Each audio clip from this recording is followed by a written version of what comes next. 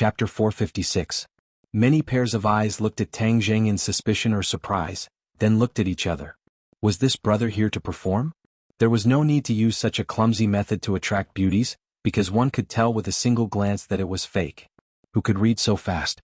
Tang Jing was immersed in the sea of knowledge, completely unaware of it.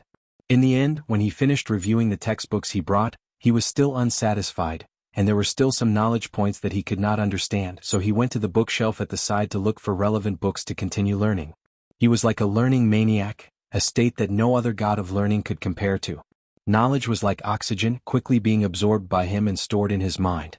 One of the biggest characteristics of him reading was that he did not take notes, but when other students saw important knowledge, they would record it in their notebooks. As the saying goes, a good memory is not as good as a bad pen. No matter how good a person's memory was, there would always be times when they would forget. However, Tang Jing had completely broken this rule. Because of his cultivation, his mind had already been developed a second time, and his memory was extremely strong, so he did not have to worry about forgetting at all. Finally, someone recognized this once famous figure in the school and exclaimed, "Isn't he the champion of the martial arts assembly?" "Right, what's his name again?" "Tang Jing, right, his name is Tang Jing Sigma. I haven't seen any trace of him in this period of time. I thought he had gone somewhere. Why did he appear again today?"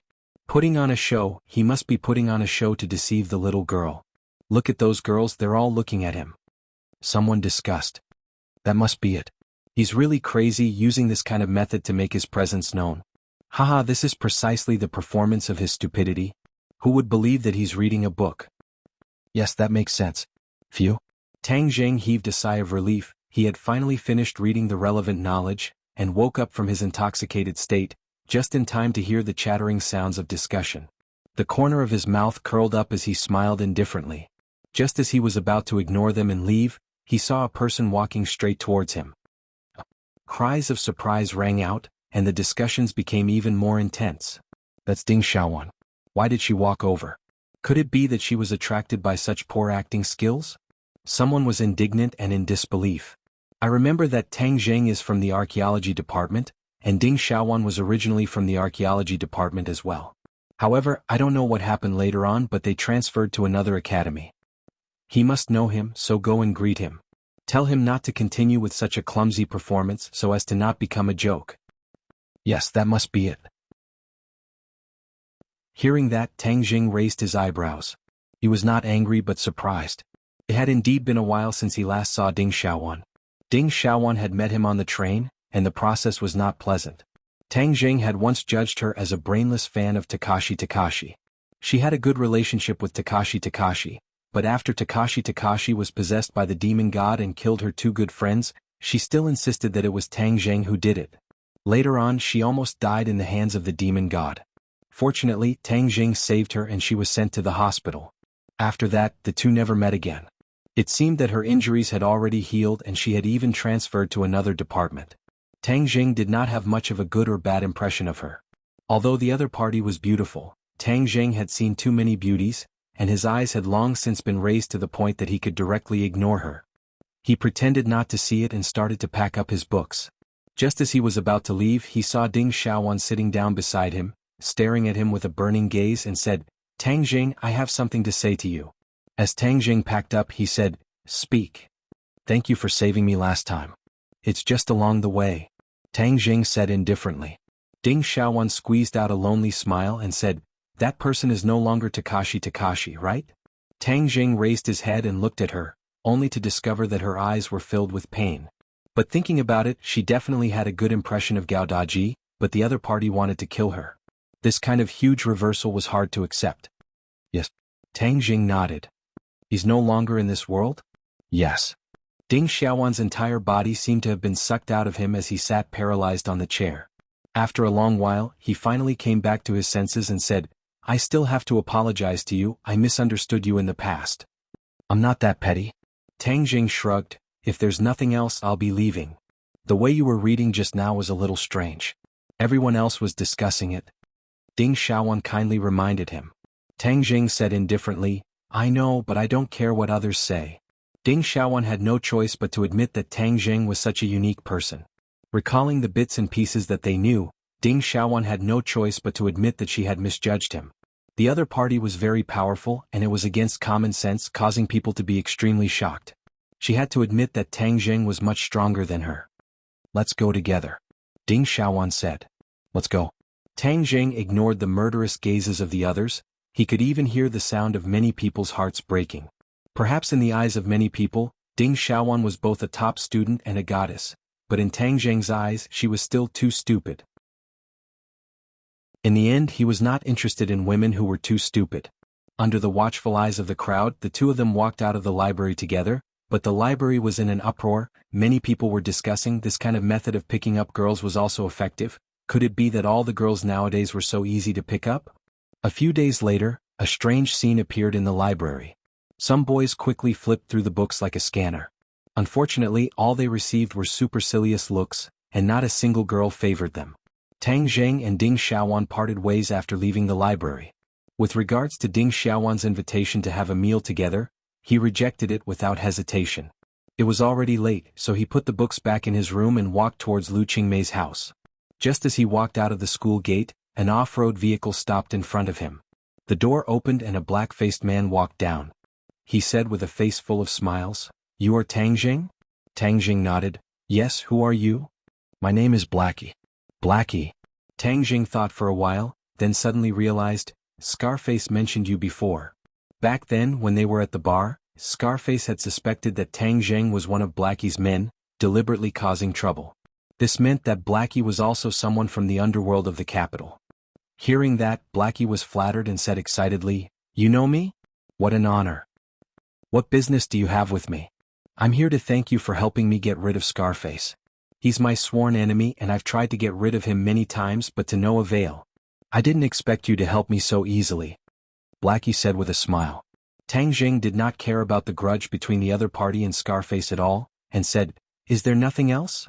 Seeing that Tang Jing was unwilling to say more, Blackie hurriedly said, "Qin Badian is my big brother."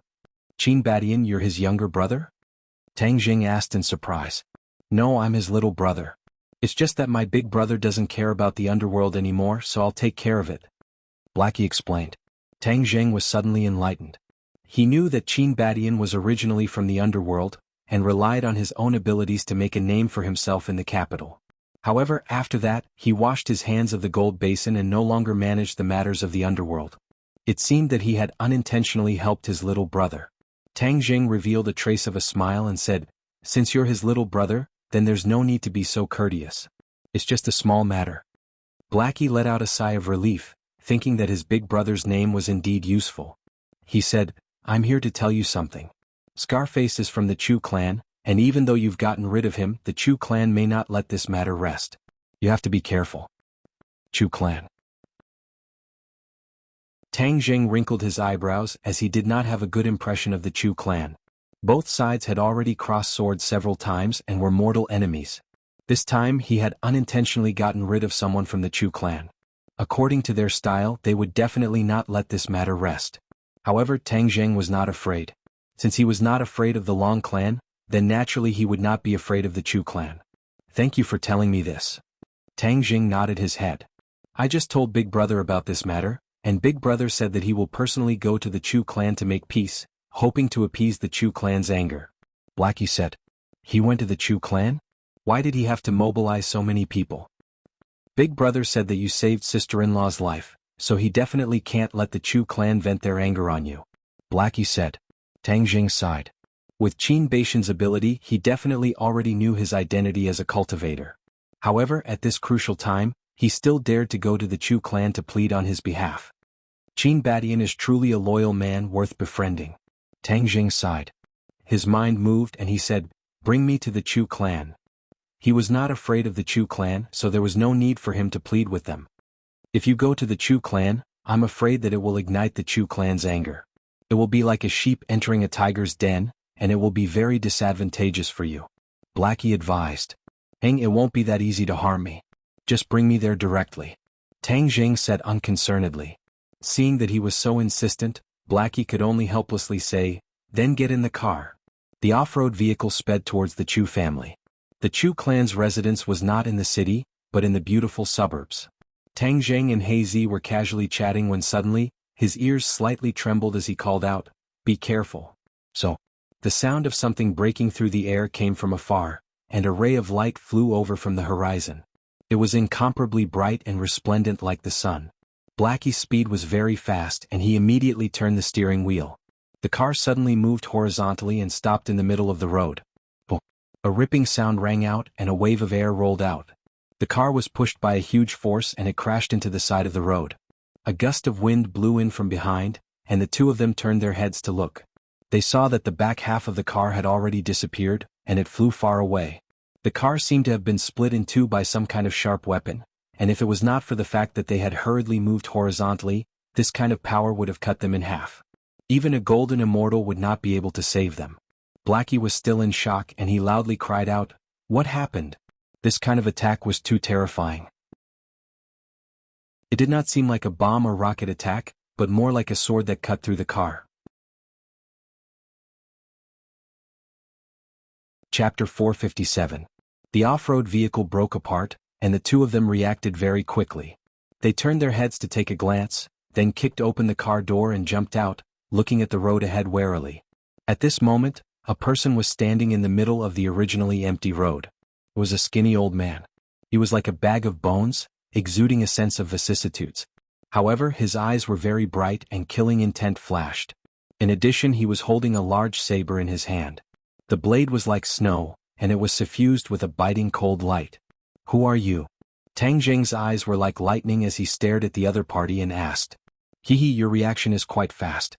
You actually escaped from this saber," the old man said with a laugh. However, his laughter was even more dry, as if it had been squeezed out from between the cracks of a stone.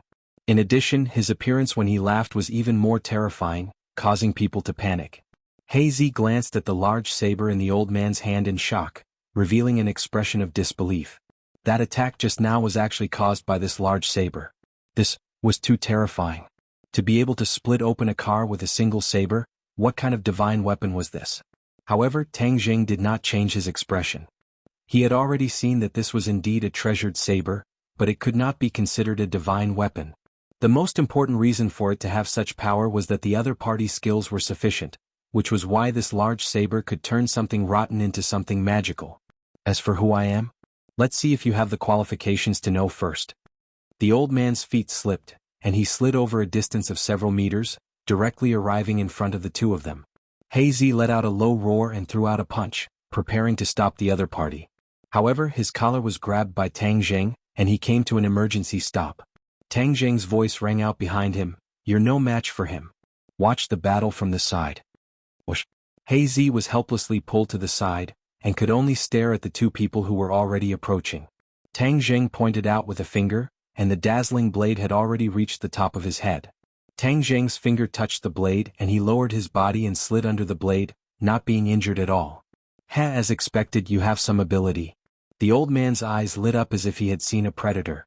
He turned his blade and attacked again. In the blink of an eye, the two of them had already exchanged dozens of blows.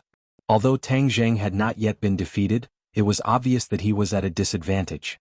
However, his swordsmanship was very exquisite, and he could often catch his opponent off guard and help him out at critical moments.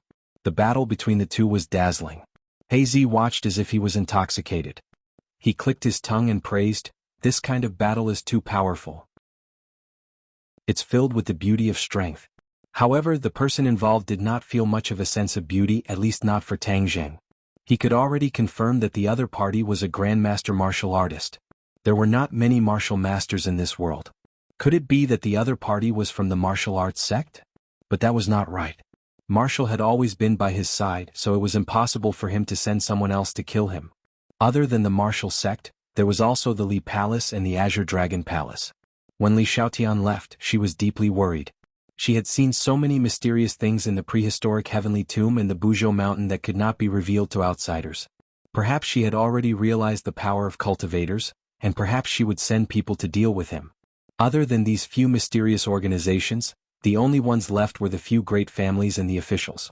Tang Jing had seriously analyzed that for this country to be able to stabilize and flourish, it was impossible for it to be realized without a foundation. Although firearms were also a type of foundation, in the eyes of these ancient families and organizations, personal strength was the true foundation. This was a strength that no one else could snatch away. If the country was peaceful, then the officials would definitely raise experts. These experts would be their foundation and trump cards. When he was in southern Yunnan, although Tang Jing had intimidated the military, he might not be able to intimidate the people in his residence. Therefore he could not rule out the possibility that someone had sent an official expert to deal with him. No matter what the situation was, the only thing Tang Jing could do was to resist and send a signal to others. I, Tang Jing, am not someone to be trifled with. Tang Jing, you are not my match. Obediently accept your death. The old man sneered, his face stiff like a zombie. If you want me to die, this bit of ability might not be enough.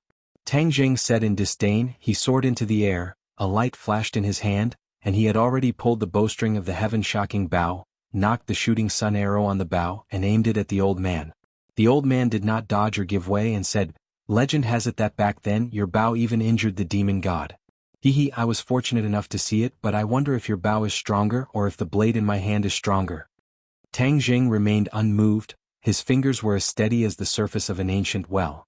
Suddenly, his fingers released, and the shooting sun arrow released a buzzing sound, quickly shooting towards the old man. The old man's expression was serious as he praised, Good weapon. Swoosh swoosh swoosh. The broadsword waved forward 3 times, and the chi in front of the old man was completely locked down by the broadsword. When the shooting sun arrow arrived in front of him, it affected the chi and the broadsword accurately hit the shooting sun arrow. Ding! The shooting sun arrow bounced back. Tang Jing leaped into the air, stretched out his long arm, grabbed the shooting sun arrow and shot it out again. This time there were actually 3 shooting sun arrows on the heaven-shocking bow. The 3 arrows shot out at the same time, from top to bottom, aiming straight for the old man's vital points. The old man's expression did not change and he said, Amazing, I'll let you take a look at my sunset blade technique. The sunset blade technique's blade pierced through the sky like the setting sun, erupting with a final dazzling light. This blade seemed to have used up all of his power. Actually, the sunset blade technique only had one move. It was a simple move, but it contained an enormous amount of power. It was much more powerful than the flashy blade techniques. At this moment, the broadsword turned into a setting sun, slashing down. Clang clang clang. The 3 arrows were completely blocked, but the broadsword's attack did not slow down, and actually attacked right in front of Tang Jing's eyes. Tang Jing's expression changed slightly. The 3 arrows were shot at the same time, but they were still unable to block the other party, and even gave the other party a chance to take advantage of it. This sunset blade technique was indeed extraordinary. However, he did not have the time to exclaim in surprise. Seeing that the broadsword was already in front of him, he did not have the time to pull the bowstring again. He grabbed forward with both hands, and a mental cultivation method suddenly circulated in his heart. A mysterious power spread out from his palms. The broadsword that was like a hot knife through butter stopped right in front of his nose. It was extremely dangerous. What's going on? The old man's expression suddenly changed as he cried out in alarm. He felt a strong suction force tearing at the broadsword, and it was at risk of slipping out of his hand at any time. Tang Jing was too familiar with the mental cultivation method that was circulating on its own, because this was a set of mental cultivation methods from the demon clan. Back then he had learned the only set of cultivation methods from the demon clan's jade tablet, heaven-devouring technique. This set of cultivation methods was not as vicious as the other cultivation methods of the demon clan. One only needed to cultivate silently. Back then Tang Jing had used the heaven-devouring technique to absorb items like chairs. Later on, because of the heaven-shocking bow and the sun-shooting arrows, this set of cultivation methods was gradually put aside. But at this moment, at the critical moment of life and death, this mental cultivation method actually circulated on its own. However, this was not what surprised him the most. What truly surprised him was that the power of the heaven-devouring technique had increased greatly. Even he could not help but be shocked by the boundless suction force. Whiz! The broadsword left his hand and the old man let out a strange cry of disbelief. He watched as his weapon disappeared into thin air in front of him, as if it had never appeared before. What's going on? The old man turned pale with fright. Tang Jing could not answer this question. With his previous attainments in the heaven-devouring technique, it was impossible for him to devour the broadsword from the old man's hands. After all, a warrior's second life was their weapon. Some people even valued their weapon more than their own life. If the sword was destroyed, the person would die. If the blade was still there, the person would still be there. If the blade was broken, the person would still be there. This was the principle. One could imagine how difficult it was to snatch the weapon from the hands of a master stage warrior, but Tang Jing did it in front of everyone's eyes. He's the head of the Chu clan, Chu Chongyang. A cry of surprise broke the silence between the two. Hazy shouted with a pale face. Of course he did not know Chu Chongyang, but he had heard of the setting sun blade technique. This was the ultimate skill of the head of the Chu clan, and he was the only one in the Chu clan who knew this set of blade techniques. It was very difficult for ordinary people to see such an ultimate skill, but Hazy did not expect that he would have such an honor. However, he really did not want to have such an honor. He hoped that he would never see this set of blade techniques in his life, because seeing this set of blade techniques meant that the god of death was waving at him.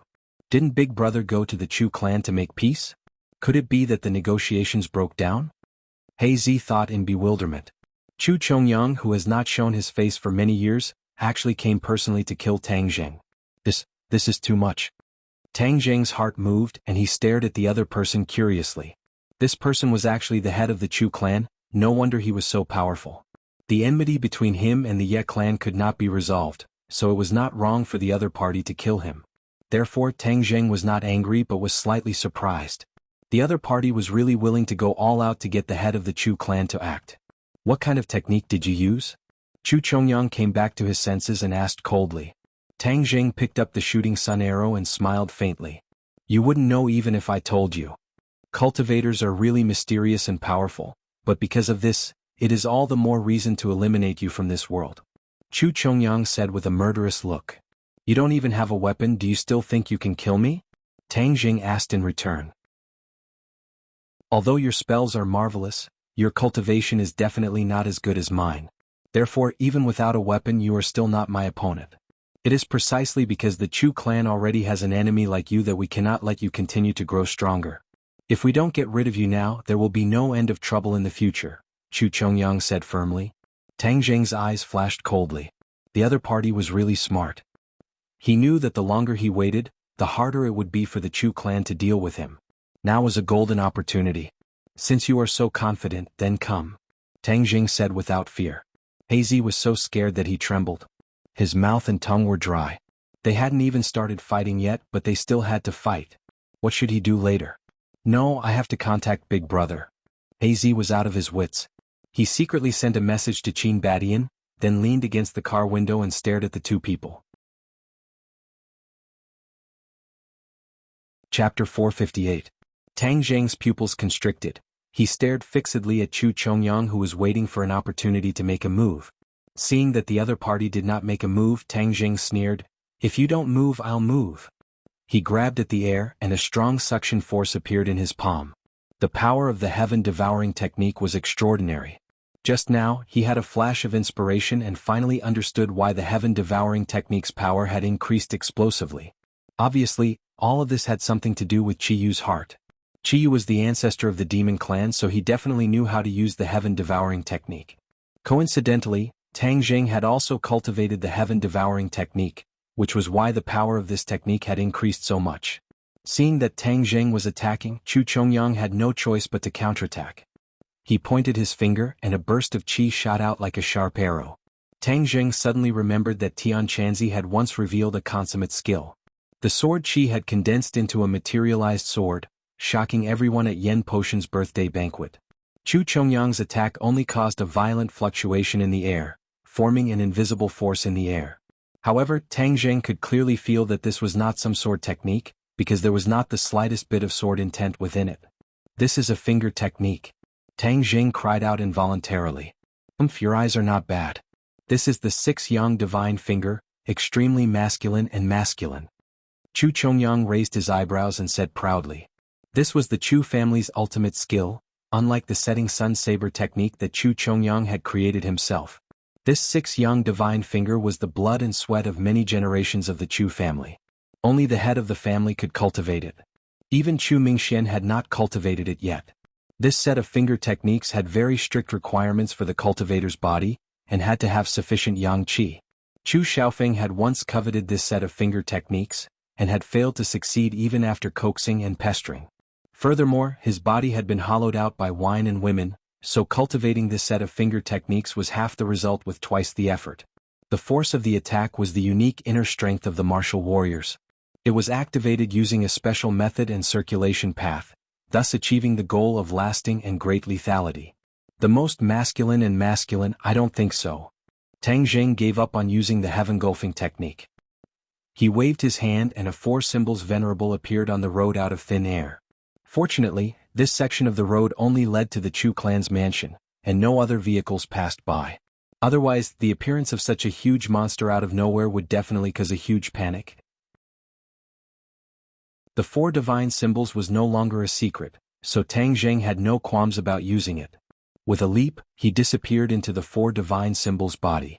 The Reverend of Four Symbols raised his foot and stomped down on Chu Chongyang's head. Chu Chongyang pointed out with his finger. With a poof, the force landed on the Reverend of Four Symbols, but he was unharmed. However, the Four Symbols Venerable's foot landed on his head. Chu Chongyang's face turned pale with fright and he rolled to the side. He was battered and exhausted. Ever since he became famous, he had never been in such a sorry state. Hazy, who was watching from the side, was already stunned. Just now he was still worried about his gains and losses, and was prepared to run away if things went wrong. However, at this moment the tables had turned and Tang Jing had actually turned into a giant. Is this an illusion? Hazy rubbed his eyes to make sure that this was not an illusion. He smacked his lips. Is this an immortal technique? This was indeed beyond the limits of an ordinary person's imagination. This was also beyond Chu Chongyang's expectations. He attacked a few more times, but he could not do anything to the four divine symbols. Not to mention barehanded attacks, it was difficult for a normal weapon to leave a mark on the four divine symbols' body. The reason why Tang Jing was so confident was because he had the four divine symbols as his guardian. In the past, the four divine symbols venerable protected the shaman tribe. Now, the four divine symbols venerable was protecting him. Since the other party was weak, then Tang Jing would not be polite. With a loud roar, the roar came out from the four symbols venerable's chest. It was like the sound of thunder rumbling, causing one's heart to pound like a bell. Bang! With a kick, sand and pebbles flew, and a huge pit appeared on the cement road. Chu Chongyang brushed past the pit by a hair's breadth. Dust covered his face and he was covered in grime. When the first attack did not hit, another attack came and it was endless. Although the four divine symbols venerable was a colossus, his agility was not low. He relied on his indestructible body to launch thunderous attacks. In the beginning, Chu Chongyang could still handle it with ease, but later on he could not make ends meet. Danger surrounded him and he became more and more miserable. He was so angry that his beard blew and his eyes widened. He shouted angrily, "Tang Jing, what kind of sorcery is this? Humph, didn't you want to kill cultivators? This is a cultivator's method. How about it? Can you still confidently kill me now?" Tang Jing asked disdainfully. Chu Chongyang's face flushed red and he could not say anything. Tang Jing was delighted. These great clans really thought that he was number one in the world. They ordered him around arrogantly as if they were high and mighty. The Ye clan was like that and so was the Chu clan.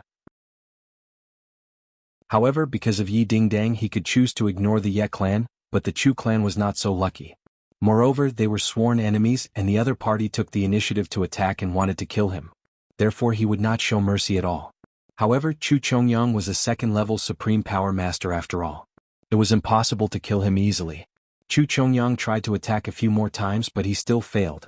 No, it's not good for me to go on like this. This guy is invincible with this colossus. I have to leave first and think of a way. This thought instantly made him make preparations to retreat. Although it was very difficult to make this decision, he was decisive and didn't hesitate. He turned around and rushed in the direction of his home. "You want to escape?" Tang Jing shouted angrily and chased after him. Az was stunned. A supreme power master wanted to escape when facing Tang Jing. This was too crazy. Chu Chongyang's speed was very fast. Although the four symbols venerable was not slow, he could not catch up with him. However, how could Tang Jing watch him escape? If he missed this great opportunity, who knew where Chu Chongyang would hide in the future? Therefore, Tang Jing moved his mind, and a cloud of black smoke jumped out from the chest of the venerable thought and chased after Chu Chongyang lightly. Chu Chongyang turned his head and found a cloud of black smoke chasing after him. He was shocked and said, "What kind of sorcery is this?" This cloud of black smoke was obviously faster than him. In the blink of an eye, it caught up with him and enveloped him. Oh no! He instinctively sensed the danger and used the 6 young divine fingers. Puff puff puff. Waves of chi surged and blew away the black smoke. However, the black smoke seemed to have a consciousness. It gathered in an instant and attacked him head-on, wanting to envelop him. Chu Chongyang had no choice but to use the 6 yang divine fingers continuously. Fortunately, this set of martial arts was really powerful. He was able to disperse the black smoke by the skin of his teeth several times, saving his life. However, he still could not figure out what this black smoke was. Humans had an instinctive fear of unknown threats, so he became more and more flustered. After such a delay, he had no way to escape. The 4 symbols' venerable thought caught up with him. What the hell is this? Chu Chongyang roared in exasperation. Dragon trapping rope. Is something that can restrain you. However, it's really overkill. You're at most a worm, not a dragon. Tang Jing moved his mind, and the black smoke suddenly went straight down, turning into a thin line. It quickly wrapped around Chu Chongyang's ankle and then went straight up, wrapping around his entire body. Chu Chongyang heard this and flew into a rage. He was the head of a family, but he was jokingly called a worm. It was really humiliating.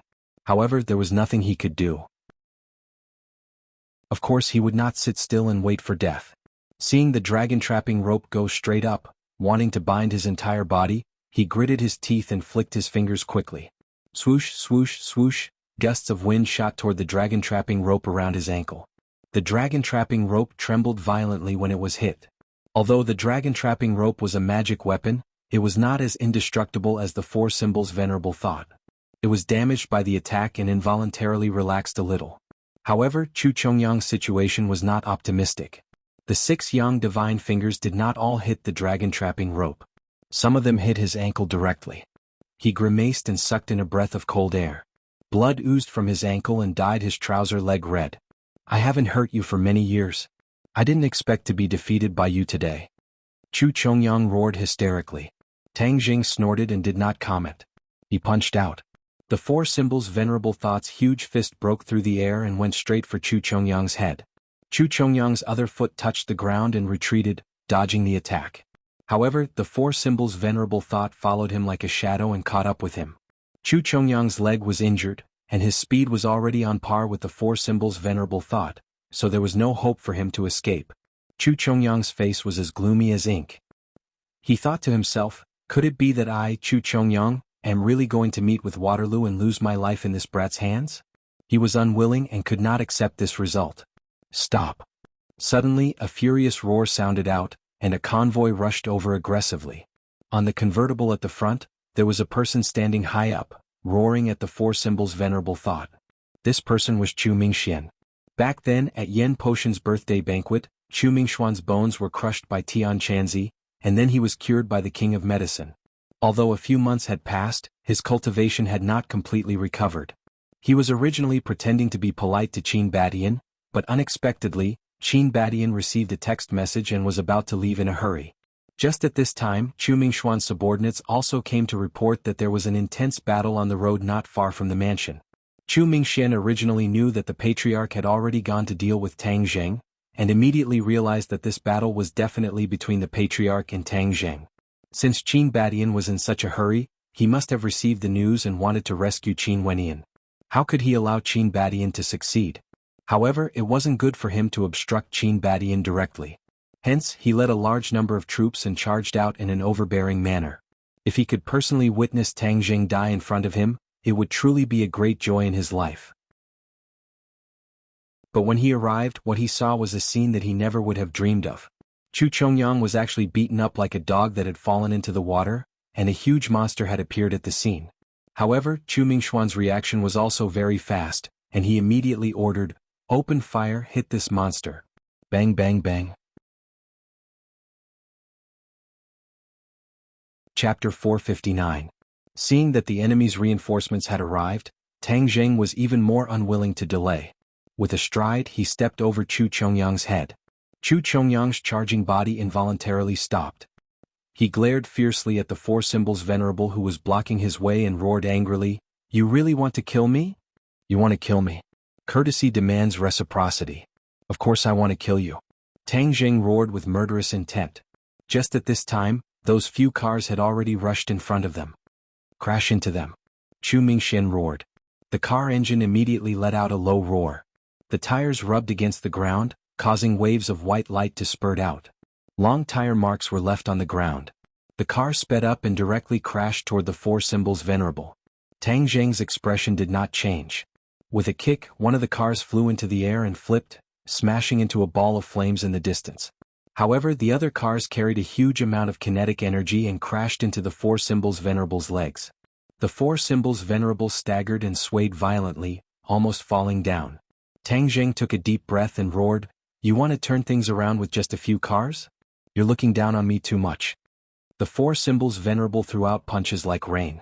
His fists rained down on the car under his feet. Ping, ping, ping, the car was instantly turned into scrap metal. Tang Jing's gaze trembled. He saw Chu Mingxian, who was not far away. He was standing on the convertible car, continuously pulling the trigger at the four symbols' Venerable. When he ran out of bullets, he was still pulling the trigger out of habit. "Chu Mingxian, back then Tian Chanzi said that you could be spared the death penalty, but you couldn't be forgiven. He spared your life.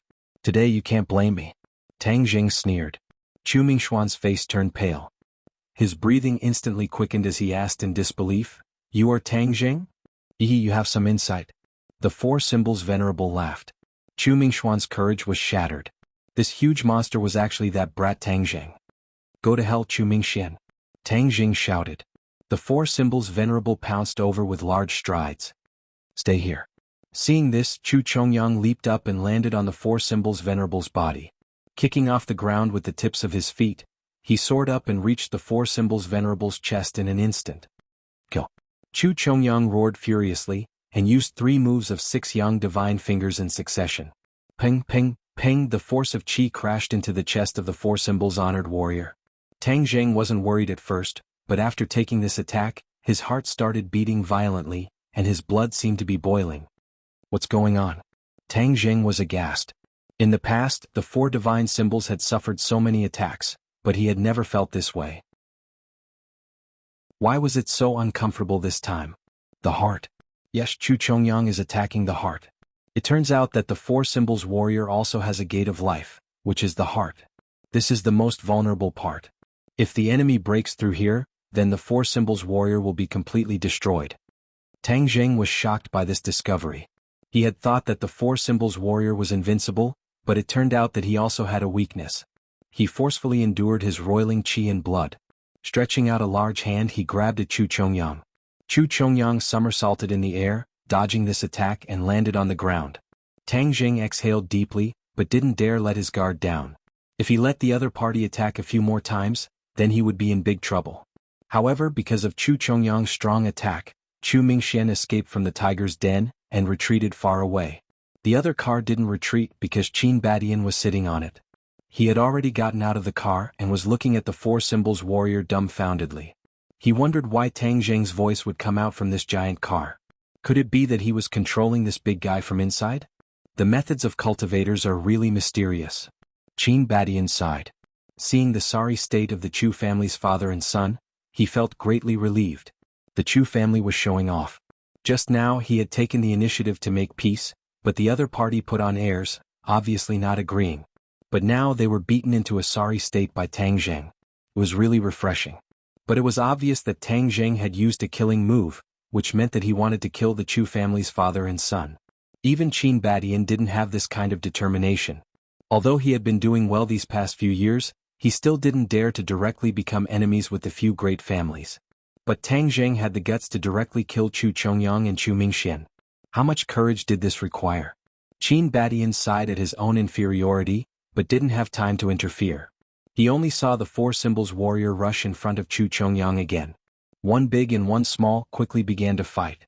Chu Chongyang relied on his agility, and although he wasn't a match for the four symbols warrior, he was able to escape death a few times. Tang Jing knew that he had to end the battle quickly. This place was not far from the Chu family, and if he delayed for too long, the Chu family's reinforcements would arrive, and it would be even more difficult to kill Chu Chongyang. But he didn't expect that the Chu family's reinforcements would come much faster than Tang Jing had expected. The two of them had only fought for a while when a roar came from the horizon, and a helicopter quickly flew over. A missile flew over and hit the four symbols Venerable, causing sparks to fly like dazzling fireworks. The four symbols warrior took a step back. Tang Jing looked at the helicopter above his head in shock. This missile was obviously more powerful than the one that attacked the witch tribe. The Chu family actually has a missile. These great families really have a lot of resources. Tang Zheng clenched his teeth and muttered to himself hatefully. Back then, Yi Tianlei also had a helicopter in the ordinary balance, but that was only a normal civilian helicopter, and this one was a military helicopter. But, with the strength of these great families, it was not impossible for them to have such a powerful weapon. Seeing that this huge object only took a step back and didn't explode, the others were dumbfounded and felt that it was unbelievable. This was a missile, not a bullet. Chu Chongyang quickly got away and shouted, "Shoot! Blast him to pieces for me." Was. Two more missiles tore through the air, and the Four Symbols Knight hurriedly dodged them. However, one of the missiles brushed past the Four Symbols Knight's shoulder and hit a boulder by the side of the road. With a boom, the boulder shattered into pieces and rained down like a drizzle. However, the other one struck the Four Symbols Venerable in the chest. With a thud, the Four Symbols Venerable was sent flying backward, crashing into a tree on the side of the road. The tree trunk broke and the Four Symbols Venerable fell to one knee, barely stopping himself. Tang Zheng spat out a mouthful of blood. His innate qi rolled like a surging river, causing him to feel dizzy. When the others saw this kind of attack, they didn't even dare to breathe loudly. They stared at the Four Symbols warrior without blinking. Although they couldn't see Tang Zheng inside, everyone was sure that Tang Zheng didn't die from the attack. Chu Chongyang had already deeply experienced the power of the Four Symbols warrior. Seeing that the missile attack was effective, it was as if he had obtained a treasure. He shouted, "Continue to attack, kill him." Was. The remaining 3 missiles on the helicopter fired one after another, heading straight for the Four Symbols warrior who was kneeling on one knee. Chu Mingxuan's eyes were red as he clenched his fists tightly. His nails pierced into his palms and blood flowed out, but he didn't feel it at all. He only opened his mouth and said in a low voice, "You must kill him, kill him." Tang Zheng dodged. At the critical moment, Qin Badian shouted a reminder. However, it was already too late for him to save the other party. He also didn't think that his body of flesh and blood could withstand such a powerful missile. Tang Zheng wiped the blood from the corner of his mouth and hurriedly circulated his energy to calm his agitated innate qi. His eyes were bloodshot as he shouted, "You want to kill me? Go to hell." His legs that were kneeling on the ground suddenly bounced up. The Four Symbols warrior soared into the sky and somersaulted in the air, brushing past 2 missiles. He stretched out his hand and actually grabbed one of the missiles, throwing it in the opposite direction. This missile let out a sharp whistle as it tore through the air and flew towards the helicopter. Seeing this, the pilot of the helicopter was so scared that his soul left his body. He hurriedly rose into the air to dodge, but it was already too late. The missile accurately hit the helicopter. With a rumble, the helicopter turned into a cloud of sparks. Catching a missile with his bare hands and returning the favor with the other party's method. This move was incomparably dazzling, causing people to be intoxicated and dazzled. In any case, the spectators on the ground were all dumbfounded as if they had been cursed. "Run!" Chu Chongyang shouted. He made a prompt decision and turned to run like a madman. Chu Mingxian seemed to have woken up from a dream and also turned to run. "Wanna run? No way." The Four Symbols warrior was still in midair. With a bang, his feet landed on the ground, kicking up dust as he directly blocked Chu Chongyang's path of retreat. Chu Chongyang grimaced and shouted, "Those who block me will die." Both of his hands shot out and his 10 fingers flicked. Streams of qi accidentally shot at the Four Symbols warrior's chest. Tang Zheng's qi and blood surged again and he spat out a mouthful of blood. Oh no, the Four Symbols warrior can't take it anymore. Somehow, Tang Zheng actually had the illusion that he was about to fall apart. He turned pale with fright. If the Four Symbols warrior was really destroyed, it would be an unimaginable loss for Tang Zheng. However, this was not enough to take Tang Zheng's life. He immediately flew up and kicked Chu Chongyang in the stomach. Chu Chongyang flew out like a cannonball, leaving behind a red line in the sky. Tang Zheng immediately drilled out of the Four Symbols warrior's chest and kept the Four Symbols warrior into his sumeru ring. After taking this kick, Chu Chongyang's injuries were not light, but he still did not dare to stay any longer. His body somersaulted in the air, stabilized his body, and then rushed into the distance. "You want to escape? Hand over your life." Tang Zheng took out his heaven-shocking bow and shooting sun arrows. It was not one shooting sun arrow but a total of 6 shooting sun arrows. This time, in order to kill his opponent, he had really put in a lot of effort. The shooting sun arrows flashed, one after another, a series of arrows shot towards Chu Chongyang, as if they were chasing after his soul, flying towards Chu Chongyang. Chu Chongyang did not even dare to turn his head back. He already knew that there were layers of killing intent behind him, and with a flip of his hand, he used his 6-yang divine finger. The chi struck one of the shooting sun arrows, causing the shooting sun arrows to deviate and fly past him.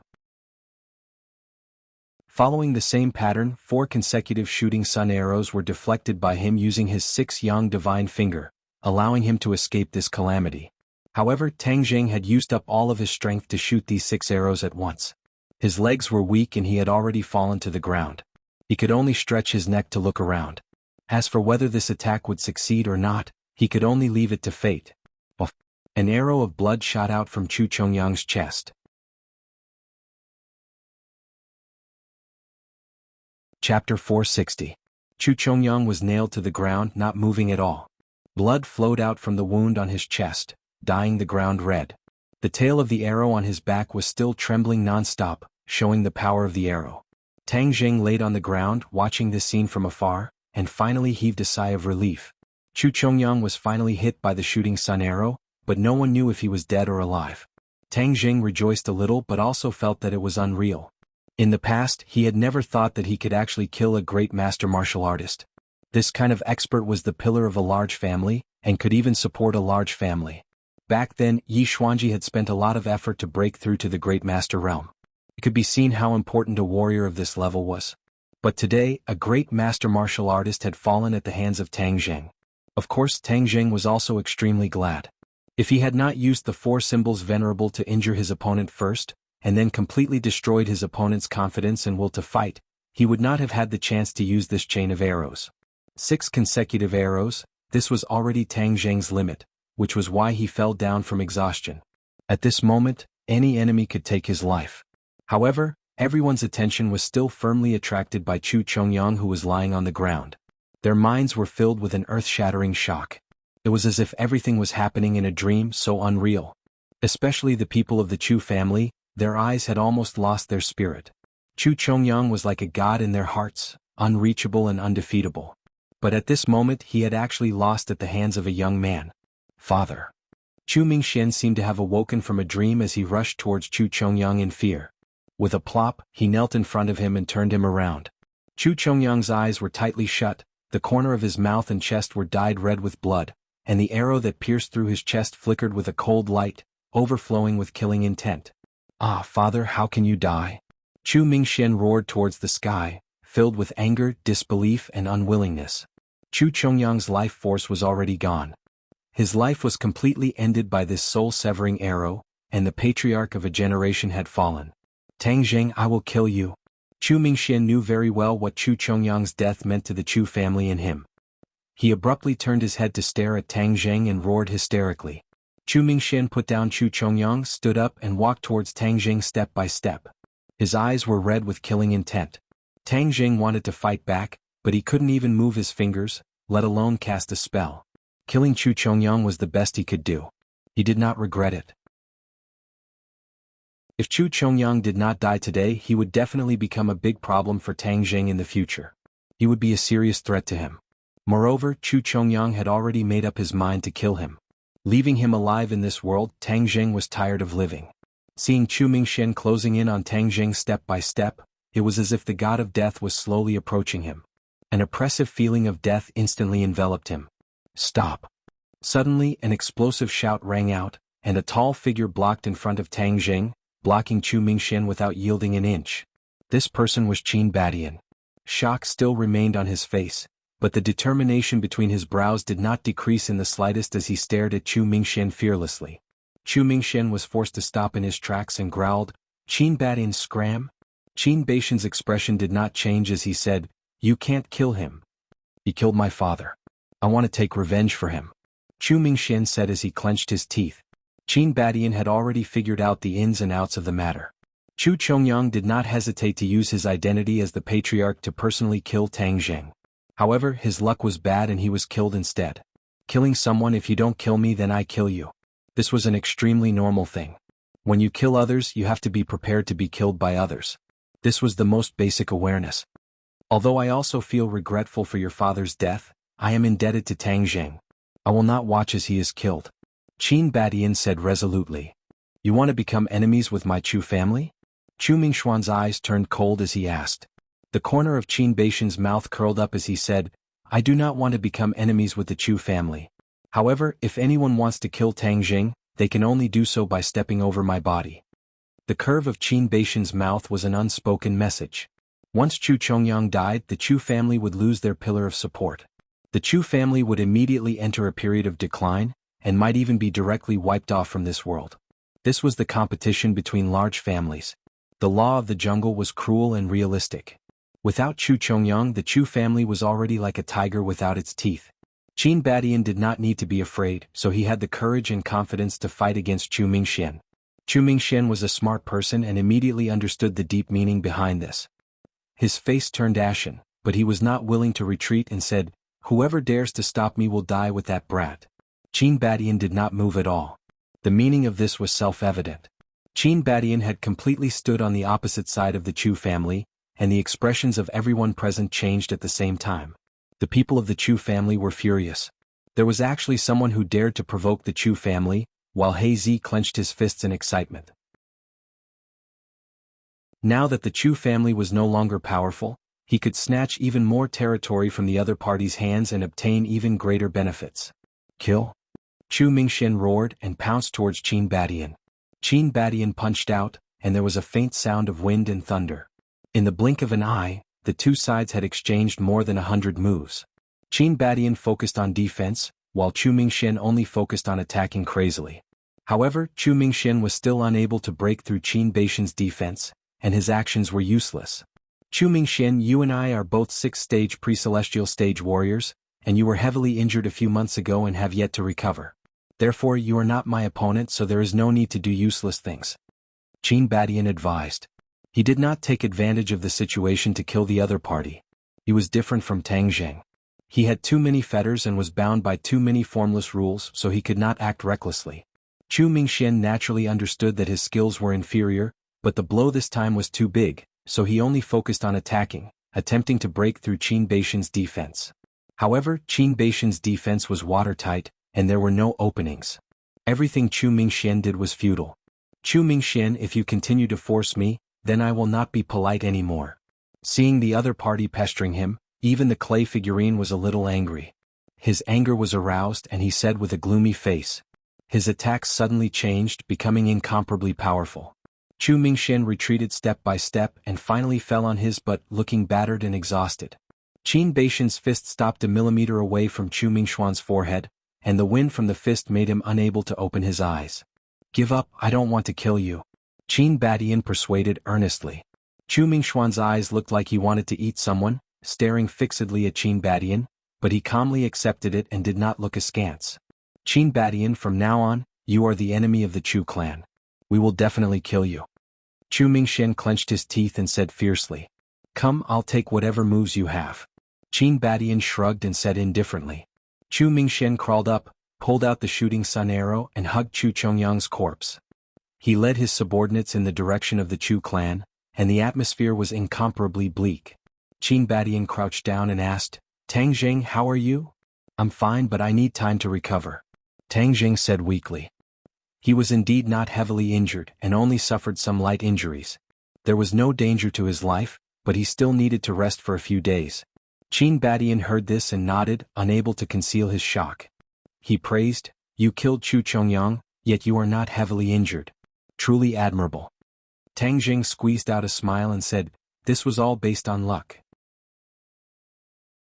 Moreover, if you were not here, even if I killed him, it would still be difficult for me to escape death.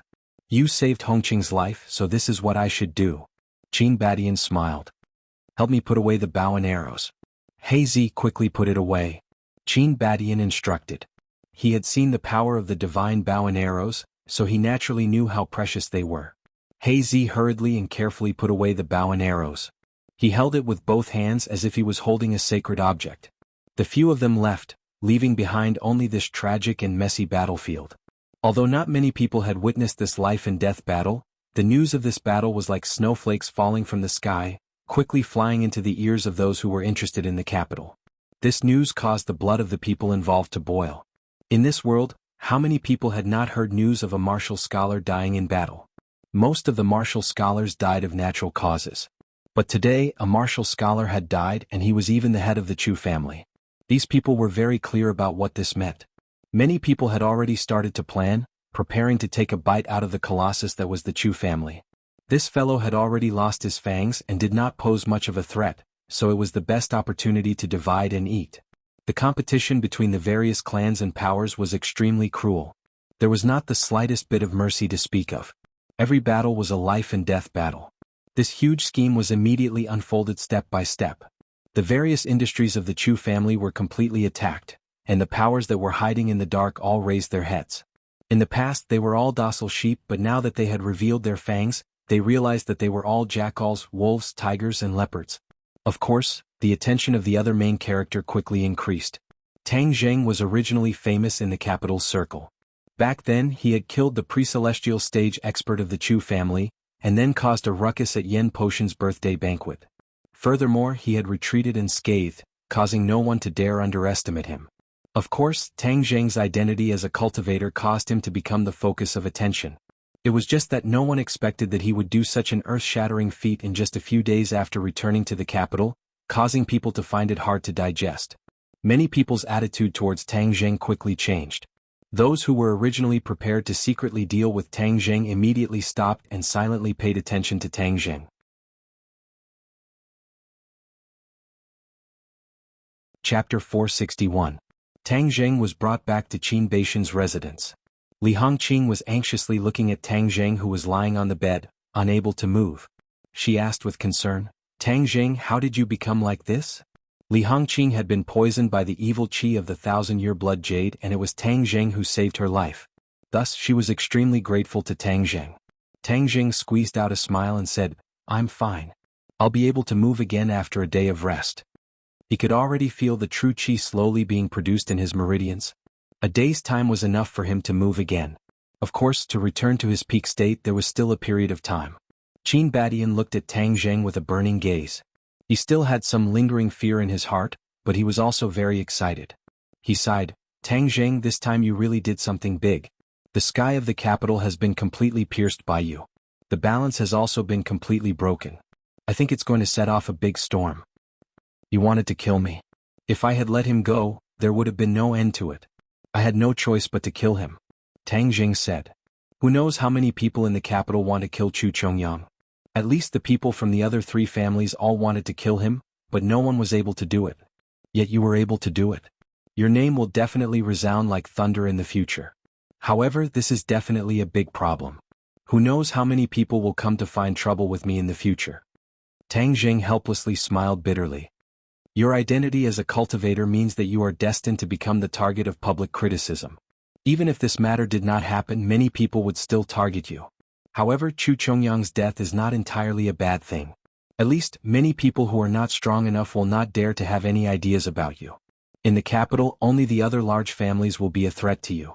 Qin Badian was very clear about the depth of the water in the capital. "Among the Yen family, the Song family, and the Ye family, who do you think will make a move on me first?" Tang Zheng asked. Qin Badian pondered for a moment before replying, "The Ye family has a close relationship with you, and Yi Tianlei is an upright person. She and Feng Xinyang will definitely do their best to prevent the Ye family from becoming enemies with you." Tang Zheng secretly nodded. This analysis was very reasonable. The Ye family would not fall out with him for the time being. Among the other two families, the Yen family is more powerful than the Song family. Therefore, if the Yen family makes a move, they will be the biggest threat to you. Tang Zheng thought back to Yen Padian and Yen Qishan, this pair of father and son in the Great Master Realm, and his heart shivered. If they were to make a move, then no one in the capital would be able to resist them. The Song family has a grudge with me. Do you think the chances of them making a move are higher? Tang Zheng asked curiously. The Song family has been recuperating for the past few years and has a good relationship with the other families. Recently they have gradually revealed their fangs, and the Song family has already grown to become a big family second only to the Yen family. Furthermore, you have a grudge with them, so the chances of them making a move are not small. Furthermore, you killed Chu Chongyang and challenged the dignity of a few big families. If the Song family were to put you in a formation on the spot, then their prestige in the few big families would be even greater, and it would be enough to raise the level of the Song family. Tang Zheng raised his eyebrows and said with a smile that was not a smile, "Oh, in that case I am the stepping stone for the Song family to advance?" Qin Badian nodded, "Yes. but the Song family will also have some misgivings. After all, the strength you displayed this time was too dazzling, so they have to weigh whether or not they can get rid of you. Then it will depend on the courage of the Song family. Tang Jing said with a light smile. Tang Jing, don't worry. You will stay with me for the next few days and I will definitely do my best to protect you. Qin Badian said heroically. This will only implicate you. Saying this is too distant. If it weren't for you, Hongqing's life would not have been saved, so this is what I should do. Moreover, your temper is very similar to mine. Just like when I was young, I wasn't afraid of anything. Just based on this, I will support you to the end. Qin Badian waved his hand and said resolutely. That's right, Tang Jing. This is our sincerity, so don't reject it. Li Hongqing said with a light smile. Tang Jing was moved. As the saying goes, a friend in need is a friend indeed. Actually, his relationship with this couple was not that deep, but they were supporting him like this. This was equivalent to gambling their lives. He secretly made up his mind that once this matter was over, he would definitely find a way to repay them, so that they would not regret this decision. Ring ring ring. Suddenly his cell phone rang. Your cell phone is ringing. Yi Ding Dang, do you want to pick it up? Li Hongqing took out the cell phone for him and asked. Pick it up. Tang Jing guessed that the news of Chu Chongyang's death must have spread, so Yi Ding Dang called. Tang Jing, how are you? After pressing the answer button, Yi Ding Dang's anxious voice floated over, almost as if she was crying. Tang Jing was stunned. He had known Yi Ding Dang for a long time, but he had never seen her cry, nor had he heard such a voice. His heart was filled with mixed feelings as he said, I'm fine. Nonsense, you still dare to say that you're fine? What did you do, do you know? You killed Chu Chongyang, how can you be fine? How are you? Are you seriously injured? Yi Ding Dang was on the verge of tears as she asked in a choked voice. Tang Jing did not know whether to laugh or cry. I'm really fine. Liar, you're lying to me. I don't care, no matter how injured you are, I have to go to see you. I have to see you immediately. Where are you? Yi Ding Dang roared. Li Hongqing also heard Yi Ding Dang's voice and quickly gave an address. Tang Jing repeated it and immediately the sound of running came from the phone. Don't worry, I'll be there right away. Call me if you need anything. After that, Yi Ding Dang hung up the phone. Miss Yi really cares about you, Li Hongqing said with a smile. You're so charming. When can I attend your wedding? Tang Jing quickly said, I'm still a student. College students can also get married. Li Hongqing did not care. Tang Jing was speechless. A moment later, Yi Ding Dang rushed in as fast as lightning. When she saw Tang Jing lying on the bed, she threw herself at him with a whoosh.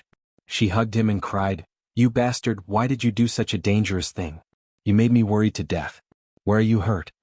As she spoke, her slender hand touched Tang Jing's hand, as if checking if the parts were still intact. It was too embarrassing to be touched by a beauty in front of so many people. Even if Tang Jing's skin was thick enough, he gradually blushed. He coughed and said, Don't touch me, I'm really fine. Nonsense, if you're fine, how can you not touch me? I know your temper. Yi Ding Dang firmly did not believe him. Her small hand went all the way down and Tang Jing's body tensed up. He felt that his most important part had been grabbed. Yi Ding Dang also immediately realized what was in her hand and let go of her hand as if she had been electrocuted. Her cheeks were red. Li Hongqing saw this and laughed. Tang Jing, Miss Yi really cares about you. Yi Ding Dang shyly lowered her head and fiercely glared at Tang Jing as if to say that it was all because of him that she made a fool of herself. Tang Jing felt wronged. I didn't do anything. It was clearly you who came and touched me. I was the one who suffered. Yi Ding Dang confirmed that his body parts were still intact and let out a sigh of relief. If you didn't lose an arm or a leg, then why can't you move? Did you suffer an internal injury? It can be considered an internal injury. I'll go and find the senior king of medicine. He must have a way. Yi Ding Dang had an idea and said, I don't remember. My medical skills are not bad. I can recuperate on my own. After a period of time, I will recover. Tang Jing refused. No, you're too careless. I must find the senior king of medicine to check on you before I can rest assured. Yi Ding Dang insisted. Tang Jing rolled his eyes and was helpless. Tang Jing, this time you did such an earth-shattering thing. Do you know what's the situation outside? Yi Ding Dang asked with lingering fear. Look at me. How can I know? The Ye family has been quarreling because of you. Yi Tianming thinks that they should deal with you immediately. He said that if you dare to kill Chu Chongyang today, you will dare to deal with the Ye family tomorrow. You are a cultivator. You are a bomb that can explode at any time. It's a cliché. Didn't he say the same thing last time? Tang Jing did not take it seriously. You didn't do what you did last time. Of course it's not the same thing. However, my parents argued for it, so the old man has not made a decision. Humph, if the Ye family really becomes your enemy, then I will withdraw from the Ye family. From then on, I will have nothing to do with them. Yi Dingdang gritted her teeth and said resolutely. Li Hongqing immediately gave her a thumbs up and praised, Miss Yi, you dare to love and hate. You are so bold. You are simply a role model among women. Yi Dingdang was embarrassed. She secretly glanced at Tang Zheng and said, I just can't stand them forgetting justice for the sake of profit. After a pause, she continued, not only the Ye family, I heard that the Yin and Song families are also quarreling. Chu Chongyang's death is equivalent to an atomic bomb explosion. The power is too great. Oh, so it seems that these two families will soon make a move against me? If one of them comes, I'll kill one. If two comes, I'll kill two. As long as I'm here, don't even think about harming you. Yi Dingdang said fiercely like a hen protecting its young. At this moment, the other two families were indeed very lively. The 3 generations of the Yin family were all gathered together, and even Yin Qingyi, who did not care about the affairs of the world, was present. Yin Qingyi was a monk and had always been cultivating in the Taoist temple. Ever since Yin Potion's birthday banquet, she had stayed behind and built a Taoist temple in the Dragon Elephant Mountain. She usually cultivated here and could also accompany Yin Padian. Yin Qingyi was dressed in a simple and elegant Taoist robe, and did not have the slightest bit of aura. She sat in the middle of the group with her eyes closed, and listened calmly to their endless discussions. Father, this Tang Jing relied on his identity as a cultivator to actually kill Chu Chongyang. Such a person definitely cannot be left alive. I guess the martial sect will definitely make a move against him. We should make a move first, and right now is also the time when Tang Jing is at his weakest. It is a heaven-sent opportunity for us, and it will be too late to regret it if others beat us to it. Last time in the Imperial City, I saw that Song Jianan wanted to kill Tang Jing. I think that this time he will definitely be impatient to make a move. Yin Qishan said.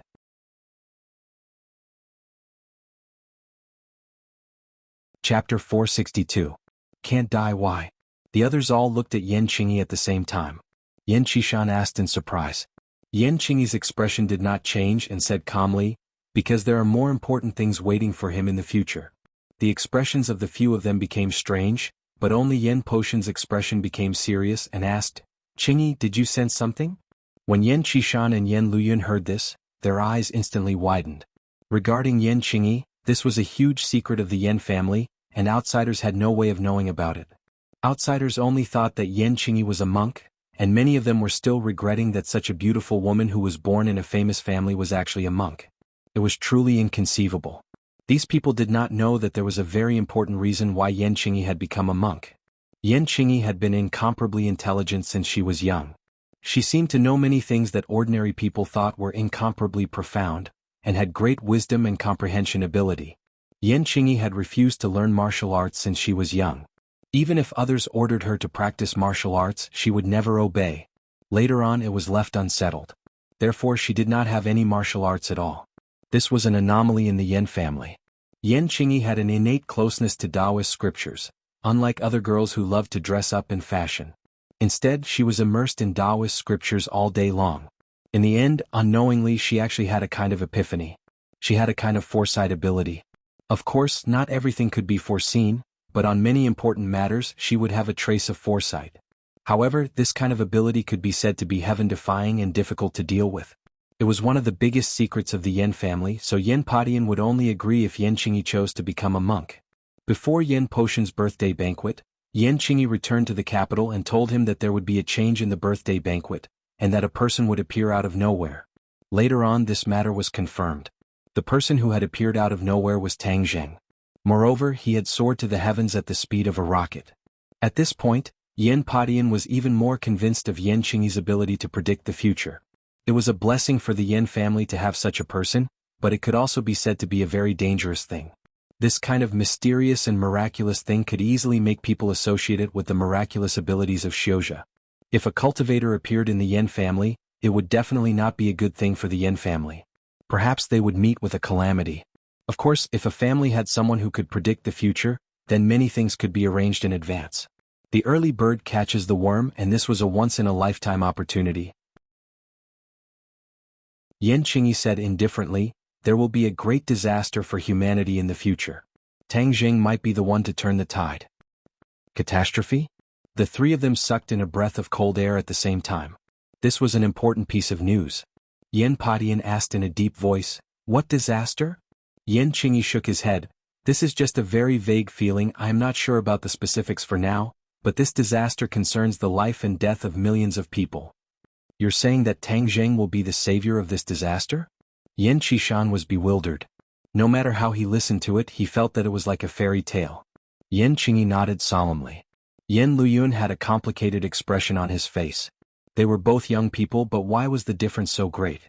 He asked, "What other calamities will there be in this world? Could it be World War III? If there is a world war, what's the use of him alone?" Yan Qishan scoffed, obviously not believing him. "I don't know either. In short, this is a disaster that concerns the survival of humanity. This is what I sensed, so it definitely won't be wrong." Yan Qingyi was extremely confident. Yan Qishan and Yan Luyun looked at Yan Padian at the same time. His two white eyebrows knitted together, and only after a long while did he say, "Could it be that the survival of humanity is ultimately decided by a cultivator? Yeah, this is too unbelievable." Yan Qishan also felt that it was inconceivable. Moreover, it's impossible for the martial sect to let him go, right? Can he live until then? Yan Qingyi stopped talking and closed her eyes again. Perhaps she was too lazy to explain. Yan Padian did not force him, but his eyes kept changing and said, "Qingyi, in the future will this world no longer be dominated by martial artists?" When Yan Qishan and Yan Luyun heard this question, their expressions suddenly changed as if they had seen a ghost. Their eyes revealed shock, and Yan Qishan could not help but exclaim, "How is this possible?" Yan Qingyi still had her eyes closed and did not reply. Yan Padian understood clearly. This was because she did not know the answer to this question. The ability to predict the future was not enough to know everything. Many things were just a trace of comprehension, a flash of inspiration. Yan Qishan shook his head. "Impossible. Although a few cultivator experts have appeared, they can't mess up the overall situation. How can they make the martial artists lose their position as the ruler?" Although Yan Luyun was the head of the four young masters of the capital, these things had completely exceeded his imagination, causing him to feel that his brain was not enough. Unless the cultivator returns. Yan Padian was silent for a long time and said hesitantly, "The cultivator has returned." The others cried out in alarm, and even Yan Qingyi's eyelids twitched a few times. Could it be that this world is really going to be in chaos? No one could answer Yan Qishan's question. "Grandfather, what should we do now?" Yan Luyun asked. Yan Padian stared deeply at his descendant and said, "Regardless of whether or not the cultivator has returned, since Tang Zheng is going to play such a big role in the future, then the status of cultivators will definitely increase in the future, and with regards to Tang Zheng, the future savior, we have to rope him in even more. This will be of great benefit to us and the Yan family." The few of them nodded. If the future was really as Yan Qingyi had foreseen, this was indeed a good way to seize the initiative. If the Ye family and Tang Zheng cut off their relationship, wouldn't that be letting the cooked duck fly away? Yan Luyun said with some amusement. Yan Padian curled his lips and said disdainfully, "Don't think that just because Yi Xuanji broke through to the Grandmaster stage, he became so powerful. Back then, why was he unable to break through? This was related to his breadth of mind and vision, and his vision was only that big. He only focused on the present and could not see the future. Then this time, our Yan family has taken the initiative. Wouldn't that be a huge advantage?" Yan Luyun said happily. Yan Qishan shook his head. "Luyun, don't just look at the opportunity. This is opportunity and danger coexisting. At this moment, everyone is treating Tang Zheng as the target of public criticism, but the Yan family is on good terms with him. Do you know what this means?" Yan Luyun's expression changed slightly. Of course he knew what it meant. It meant that the Yan family would also become the target of public criticism and attract cannon fire. The few of them understood this logic and looked at Yan Padian. This question obviously required him, the head of the family, to make a decision. Yan Padian looked deeply at Yan Qingyi and then without any hesitation he said, "I believe in Qingyi's judgment. We must rope in Tang Zheng." Yan Padian set the tone, and the others no longer sang the opposite tune. Even if Yan Qishan still had reservations about Tang Zheng, he did not refute him. Yan Luyun asked, "Grandfather, this time Tang Zheng killed Chu Chongyang, and will definitely cause a crazy counterattack. What should we do?" "It's better to send charcoal in the snow than icing on the cake. Right now, it's Tang Zheng's most dangerous moment, so of course we have to be the ones to send charcoal in the snow.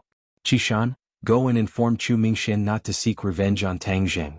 Yan Padian arranged. Yan Qishan said worriedly, I'm afraid Chu Mingxian will not agree. Yan Padian laughed coldly. If you don't agree at this moment, the Chu family no longer has anyone to rely on. Do you really want to suffer the calamity of extermination? Yan Qishan nodded as if he had understood something. The Chu family no longer had anyone to rely on. If they still did not know how to advance or retreat, then they would really die. Moreover, which great clan didn't die? If they didn't know how to endure and retreat, then they could only be eliminated by history. This was reality, and reality was just that cruel. Yan Qishan came to the Chu family with the order. At this moment, the Chu family was immersed in grief and anger. Chu Mingxian received Yan Qishan, and when Yan Qishan explained the purpose of his visit, the veins on Chu Mingxuan's forehead twitched, and he asked hysterically, why? This is the rule of the game. The loser has no right to ask why. Yan Qishan spoke bluntly without holding back. My father's corpse is not cold yet and you're going to do this? Yan Qishan laughed disdainfully. Don't really think of yourself as a pitiful weakling. Which family is clean? Did the Chu family not do enough in the past? Moreover, I am doing this for your own good. Right now, no one in the Chu family is a match for Tang Zheng. If you continue to provoke him, you will only be courting death. Of course, Chu Mingxian knew that the other party was not lying, but at this moment, his mind was completely drowned by anger. He roared, so what if I'm courting death? I want Tang Zheng to die. Your father is no longer here. You should work even harder to manage the Chu family, and not let the Chu family be exhausted for nothing. Yan Qishan kindly reminded him. You don't need to worry about it. Scram, the Chu family doesn't welcome you. Chu Mingxian ordered him to leave. Yan Qishan said indifferently, I've said everything that needs to be said, it's up to you now. After saying that, he turned around and left with large strides. Just as he walked out of the door, he saw a few people walking towards him. It was actually Song Yu and his father, Song Hanjun, and with them was Chu Xiaofeng. The Chu family's young master's face was filled with fear as he rushed in a sorry state, almost colliding with Yan Qishan. Song Hanjun stopped in front of Yan Qishan and asked in bewilderment, Qishan, you came a step earlier than me, you are really well informed. You're not late either. I'll take my leave first. With that, Yan Qishan walked away with large strides. Song Hanjun looked at his back in shock, his eyelids twitching. Song Yu also looked at him suspiciously and asked in a low voice, why did he leave in such a hurry? There must be something going on. Let's go in first. Song Hanjun said in a deep voice and then quickly walked in. Chu Xiaofeng was already wailing loudly, and Chu Mingxuan's face was also filled with anger. Song Hanjun's heart skipped a beat, and he immediately changed his expression. With a sorrowful expression, he said while choking with sobs, Brother Mingxian, I came late. I never thought that the patriarch of the Chongyang family would actually be killed by a villain.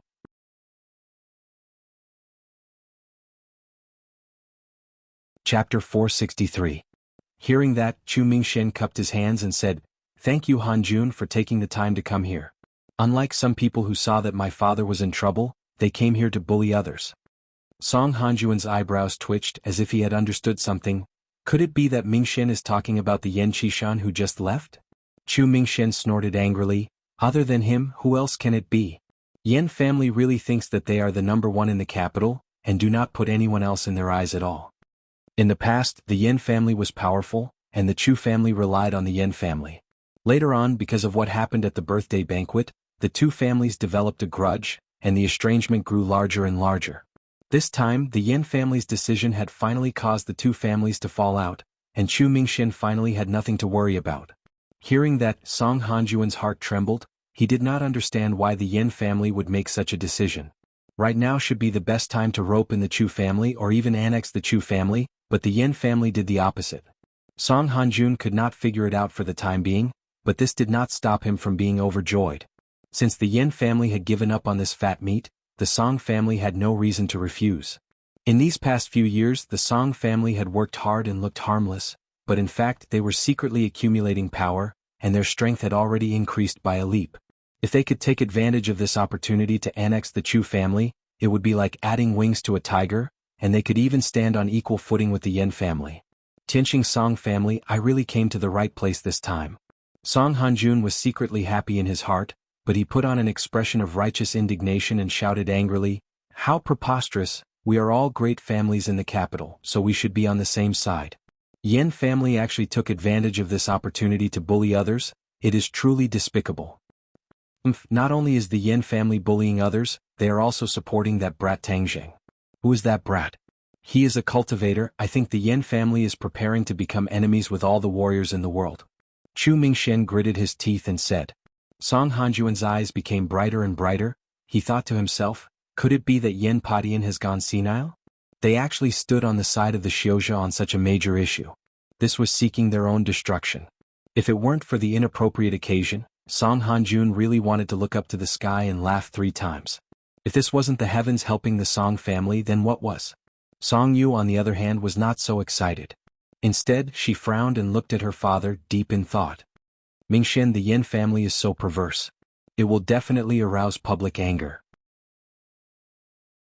You don't need to care about their attitude. This time the head of the Chongyang family was killed by Tang Zheng. What are you going to do? Song Hanjun asked.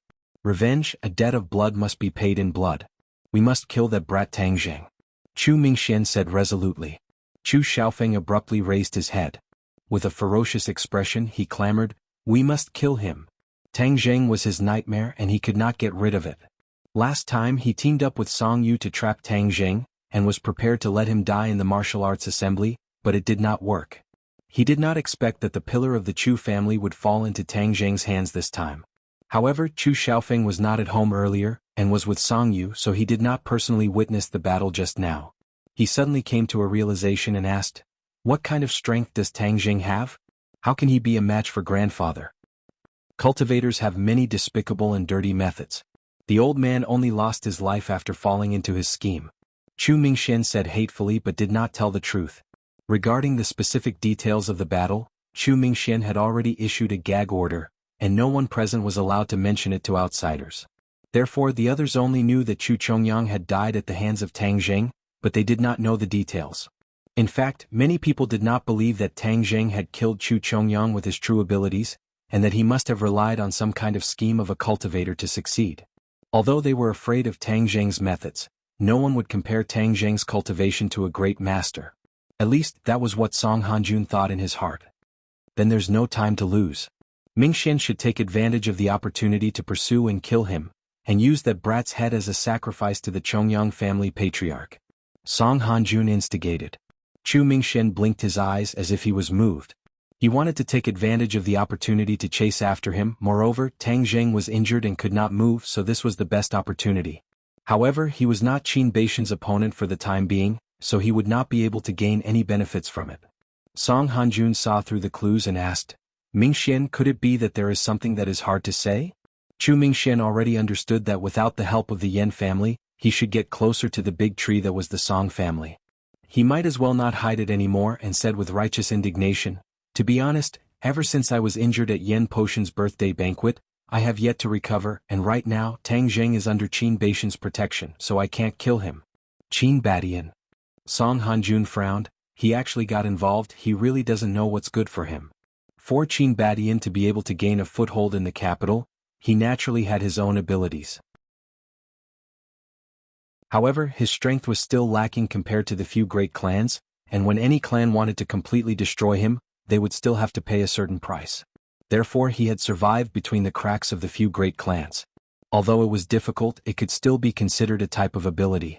Of course, Song Hanjun knew Qin Baishan's abilities, but he did not really care. With regards to the big plan of annexing the Chu family, if Qin Badian did not know what was good for him and became the tiger that stood in the way, Song Hanjun did not mind getting rid of Qin Badian earlier. Therefore Song Hanjun said without hesitation, Mingxian, a single Qin Badian is not worth mentioning. Now that you are injured and have such a big family to work hard for, you can leave this matter to me. It can be considered as me doing something for the Chongyang family head. Chu Mingxian was so grateful that he cupped his fists and said, hardships reveal one's heart. Hanjun, you are the great benefactor of our Chu family. Song Hanjun smiled modestly, but a trace of complacency flashed past his eyes. He thought to himself, I am your benefactor now and in the future I will be your master, ha. Song Hanjun was swift and decisive, and immediately expressed that he wanted to leave and kill Tang Zheng. Chu Xiaofeng volunteered and shouted, I'll go too. I want to kill that brat with my own hands. Back then I didn't kill him and I regret it. This time I definitely can't let that brat live. After he finished speaking, his eyes flickered with flames of hatred, and his expression was sinister and terrifying. Alright Xiaofeng, you go together.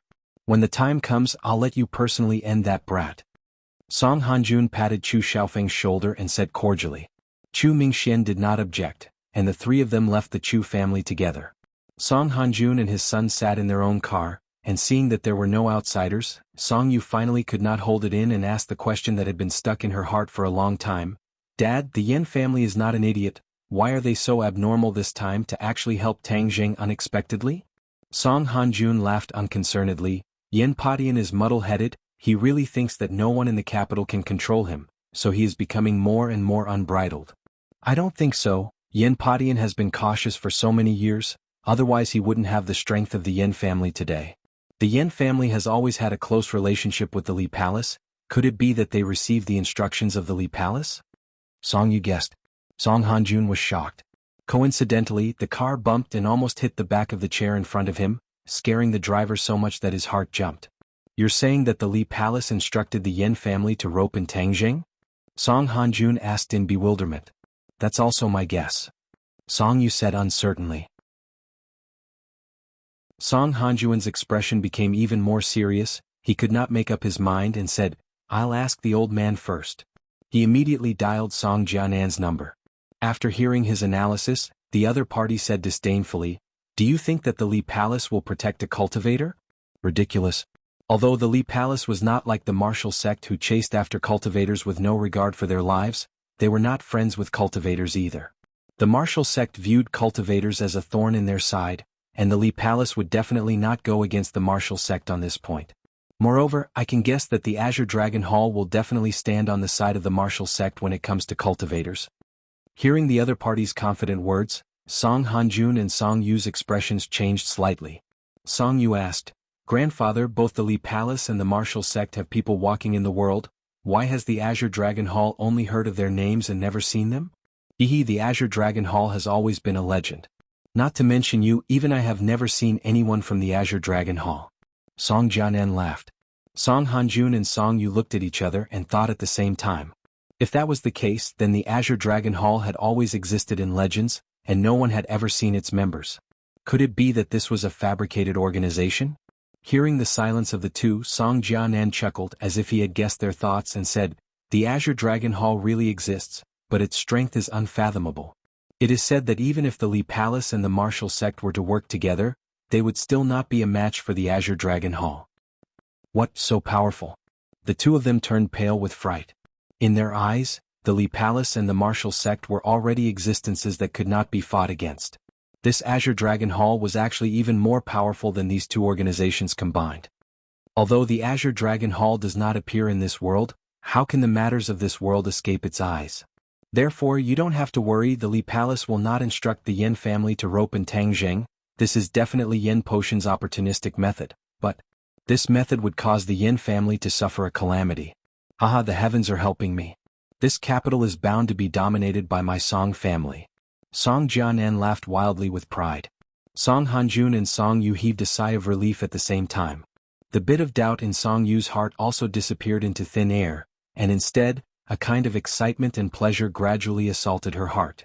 He had known Tang Zheng for a very long time.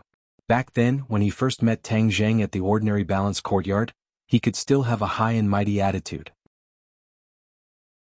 However, this kind of high and mighty attitude did not last long, because on the problem of Yi Dingdang, Tang Zheng had completely defeated him. Although he knew that it was just a prank, just a play, he did not expect that the play would become true and he would be utterly defeated. After that, the two sides moved to the capital, but not long after Tang Zheng arrived in the capital, he shocked the world with a single feat. Although the two sides did not clash again, Tang Zheng had completely suppressed his limelight. This caused Song Yu, who had always been high and mighty, to try and fail. He and Chu Xiaofeng had used the spirit transformation powder pill to trap Tang Zheng, but it was to no avail. At that time he had experienced a feeling called fear, a feeling that he had never felt before. He secretly swore in his heart that he would definitely get rid of this person.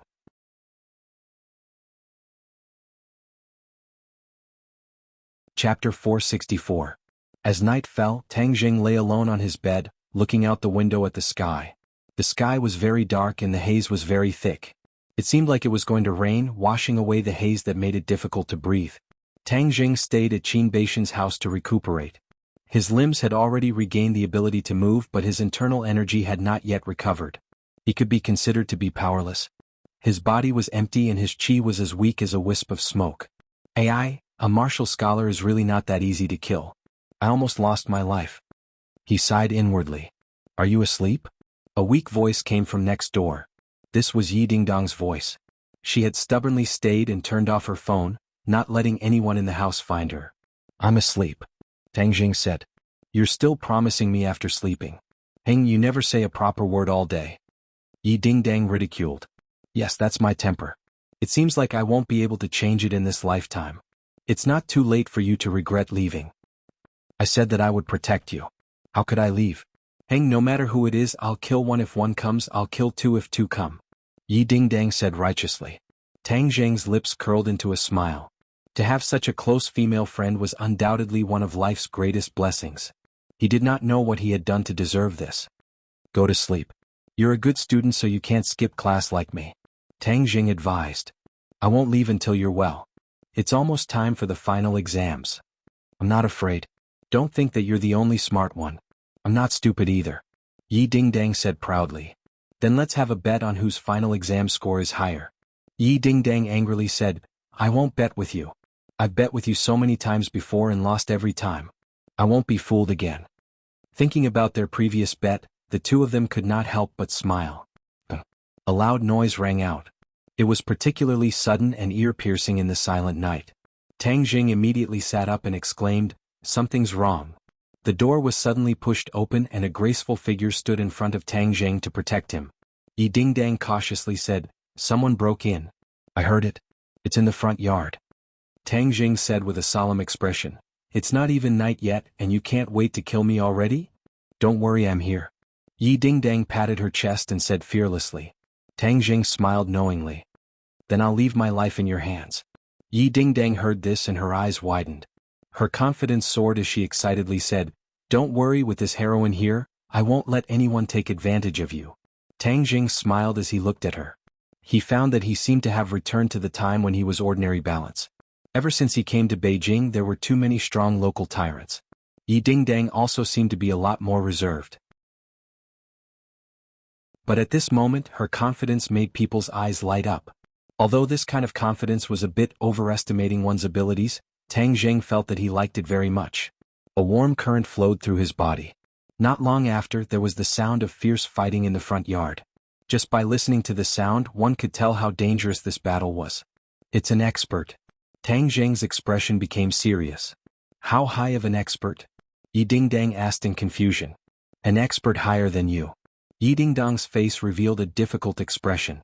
But she immediately calmed down and said, So what if it's an expert? This heroine will still cut him down with my sword. With a schwa sound, she pulled out a cold glinting sword from somewhere. The sword was still trembling. You know swordsmanship? Tang Jing asked in astonishment. He had never seen her use a sword before. Yi Dingdang's face turned red as she said, Before I left, I took a sword from home. Tang Jing smiled. The meaning of these words was obvious. Although Yi Dingdang was already a prenatal martial artist, he really didn't know any swordsmanship. If I had a suitable swordsmanship, I could teach it to her. But the heaven-flying immortal swordsmanship doesn't suit her. Tang Jing said regretfully. As soon as this thought appeared, a set of swordsmanship appeared in his mind. Tang Jing was shocked. He couldn't help but cry out, Wind-chasing swordsmanship. Wind-chasing swordsmanship, what kind of swordsmanship is this? Yi Dingdang curiously asked when she heard this. But she discovered that Tang Jing's eyes were staring in front of him as if he was stunned. She quickly waved her hand in front of his eyes and called out, Hey, what's wrong with you? Don't scare me. Tang Jing regained his calm. It was clear that this set of wind-chasing swordsmanship was related to Qi Yu's heart. Maybe it was that thought from before that touched Qi Yu's heart, so this set of swordsmanship appeared out of nowhere. He knocked away her hand and said, I have a set of swordsmanship called wind-chasing swordsmanship. It is very suitable for you. Yi Dingdang's eyebrows danced as she said, Really? The Jade Woman's Heart Sutra you gave me last time was very powerful. This wind-chasing swordsmanship shouldn't be too bad, right? Tang Jing nodded. The swordsmanship recorded in Qi Yu's heart naturally wouldn't be too bad. He didn't know the origin of this set of swordsmanship, but this set of swordsmanship was very interesting. It only required sword moves and didn't even need Qi or Qi to activate it. This meant that even if a normal person was familiar with the moves and used them, the power would not be small. At least in Tang Jing's eyes, the power of this set of swordsmanship was not small. When Tang Jing finished teaching this set of swordsmanship, Yi Dingdong's eyes lit up with joy. Although she didn't understand swordsmanship, she still had a bit of eyesight. She understood the value of this set of swordsmanship and couldn't help but happily say, "I really like this set of swordsmanship. You should be the only two people in this world that know this set of swordsmanship," Tang Jing said. Yi Dingdong's eyebrows danced as she excitedly jumped up. What kind of gift did a woman like the most? The one and only gift in this world that no one else had. Wasn't this set of swordsmanship the most suitable gift? "You only taught me?" Yi Dingdong stared with her big round eyes and asked. "Yes. Even Fang Shishir doesn't know it?" Tang Jing nodded. "What?" Yi Dingdong excitedly threw herself at Tang Jing. With a pung sound, she threw him onto the bed. Tang Jing was currently not her opponent. He was pressed under her body and inhaled her fragrance. He awkwardly said, "Are you trying to take advantage of me when I'm not paying attention and throw yourself at me?" Yi Dingdong immediately blushed. She stood up straight and glared at him. "What nonsense are you thinking about all day? Don't just talk. Practice your swordsmanship first," Tang Jing urged. "Okay." Yi Dingdong immediately began to move. Her sword moved according to her heart. Shwa shwa shwa, her sword was like the wind. The wind rose and the sword chased after the wind until only a sword shadow was left. What a fast sword! Yi Dingdong was dumbfounded. She clearly did not expect the sword in her hand to be so fast. Moreover, she felt that there was no internal strength flowing. This was the power of a fixed move. Why is the swordsmanship so strange? Yi Dingdong asked in astonishment. Tang Jing was speechless. He had only explained it once and she was able to practice the swordsmanship to such a degree. It was truly shocking. If she was not a martial arts genius, then it could only be because of the mysteriousness of the swordsmanship. Could it be that this set of swordsmanship can be learned quickly and at such a terrifying speed? Tang Jing was shocked by this thought. This kind of swordsmanship could be called a peerless swordsmanship. It was a treasure that many people coveted. No matter how powerful a set of swordsmanship was, it was too difficult to learn. It was something that ordinary people could only dream of. But a set of swordsmanship was not only powerful, it did not have any requirements for the cultivator. Moreover, it could be learned in one lesson. How terrifying was that? It could instantly turn a person into an expert. This is too abnormal. Tang Jing smacked his lips, unable to let go of the shock in his heart for a long time. As expected of the swordsmanship in Qi Yu's heart. This is a peerless treasure. I'm afraid its value is even greater than the heaven-flying immortal swordsmanship. It was true that the heaven-flying immortal swordsmanship was powerful. As for whether it was more powerful than the wind-chasing swordsmanship, Tang Jing was unable to determine. However, one thing was certain. The heaven-flying immortal swordsmanship was not something that ordinary people could learn. On the other hand, the wind-chasing swordsmanship could be learned by anyone. The difference in value was like heaven and earth. However, the wind-chasing swordsmanship was not simple. If one did not know the sword moves and profoundness within it, they would not be able to learn it. Therefore, he was not afraid that others would secretly learn it during a battle. Tang Jing was inexplicably excited. He did not know what other treasures Qi Yu had in his heart. Seeing Tang Jing in a daze and not speaking, Yi Dingdong nudged him and asked, "Hey, why are you in a daze again? How come I didn't notice this before?" Tang Jing came back to his senses and solemnly said, "The wind-chasing swordsmanship must not be casually taught to outsiders. Do you understand?" "Of course I'm not an idiot." Yi Dingdong rolled her eyes. She did not think that this swordsmanship was too precious and could not be taught to outsiders. Rather, this was the only swordsmanship that Tang Jing had taught her. In this world it was unique to her. How could she be willing to share it with others? Boom. Suddenly, a loud sound from outside interrupted the two's thoughts. The ground trembled and the two jumped in fright. Tang Jing hurriedly said, "Let's go out and take a look." The two of them walked out of the room and saw that the courtyard was in a mess. A large portion of the courtyard walls had collapsed and dust filled the air. In the middle of the mess stood two people, Qin Badian and Song Hanjun. Qin Baishan's mouth was dripping with blood. His clothes had been cut in several places and he appeared to be in a sorry state. Song Hanjuan's aura was even stronger as he held a large blade in his hand. Qin Badian, you are not my opponent. If you want to seek death, then I will fulfill your wish today. Song Hanjun said with a murderous aura. Qin Badian wiped the blood from the corner of his mouth and arrogantly said, Song Hanjun, as long as I am here, you can forget about touching a single hair on Tang Zheng's head. Reckless fool, what benefits did Tang Zheng give you to make you so dead set on following him? Qin Badian coldly snorted but did not reply. Song Hanjun was preparing to make another move when he saw Tang Zheng standing at the entrance from the corner of his eyes. His eyes narrowed as he roared with killing intent. Tang Zheng, quickly come and accept your death. Tang Zheng, leave quickly. I will block him first. Qin Badian leaped, blocking Song Hanjuan's path as he shouted.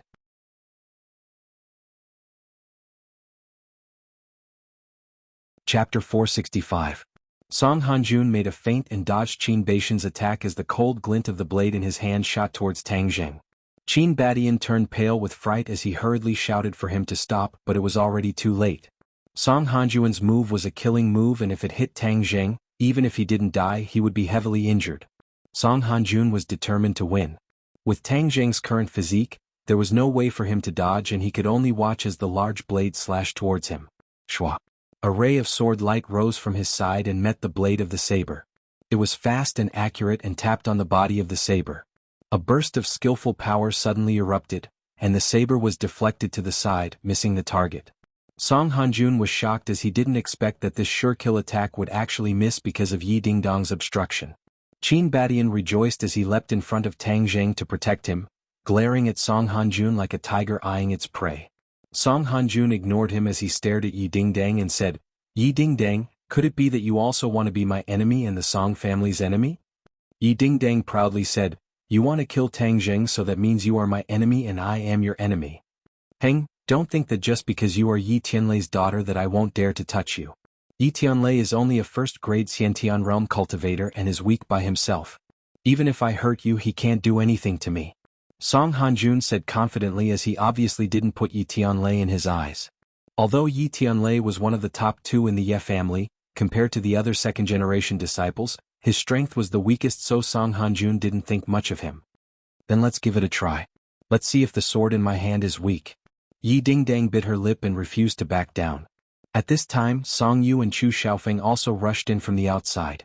When they saw Yi Dingdang, Song Yu's face flashed with displeasure, and then looked at Tang Zheng hiding behind Yi Dingdang, and resentment appeared in her eyes. Dad, don't hurt Dingdang.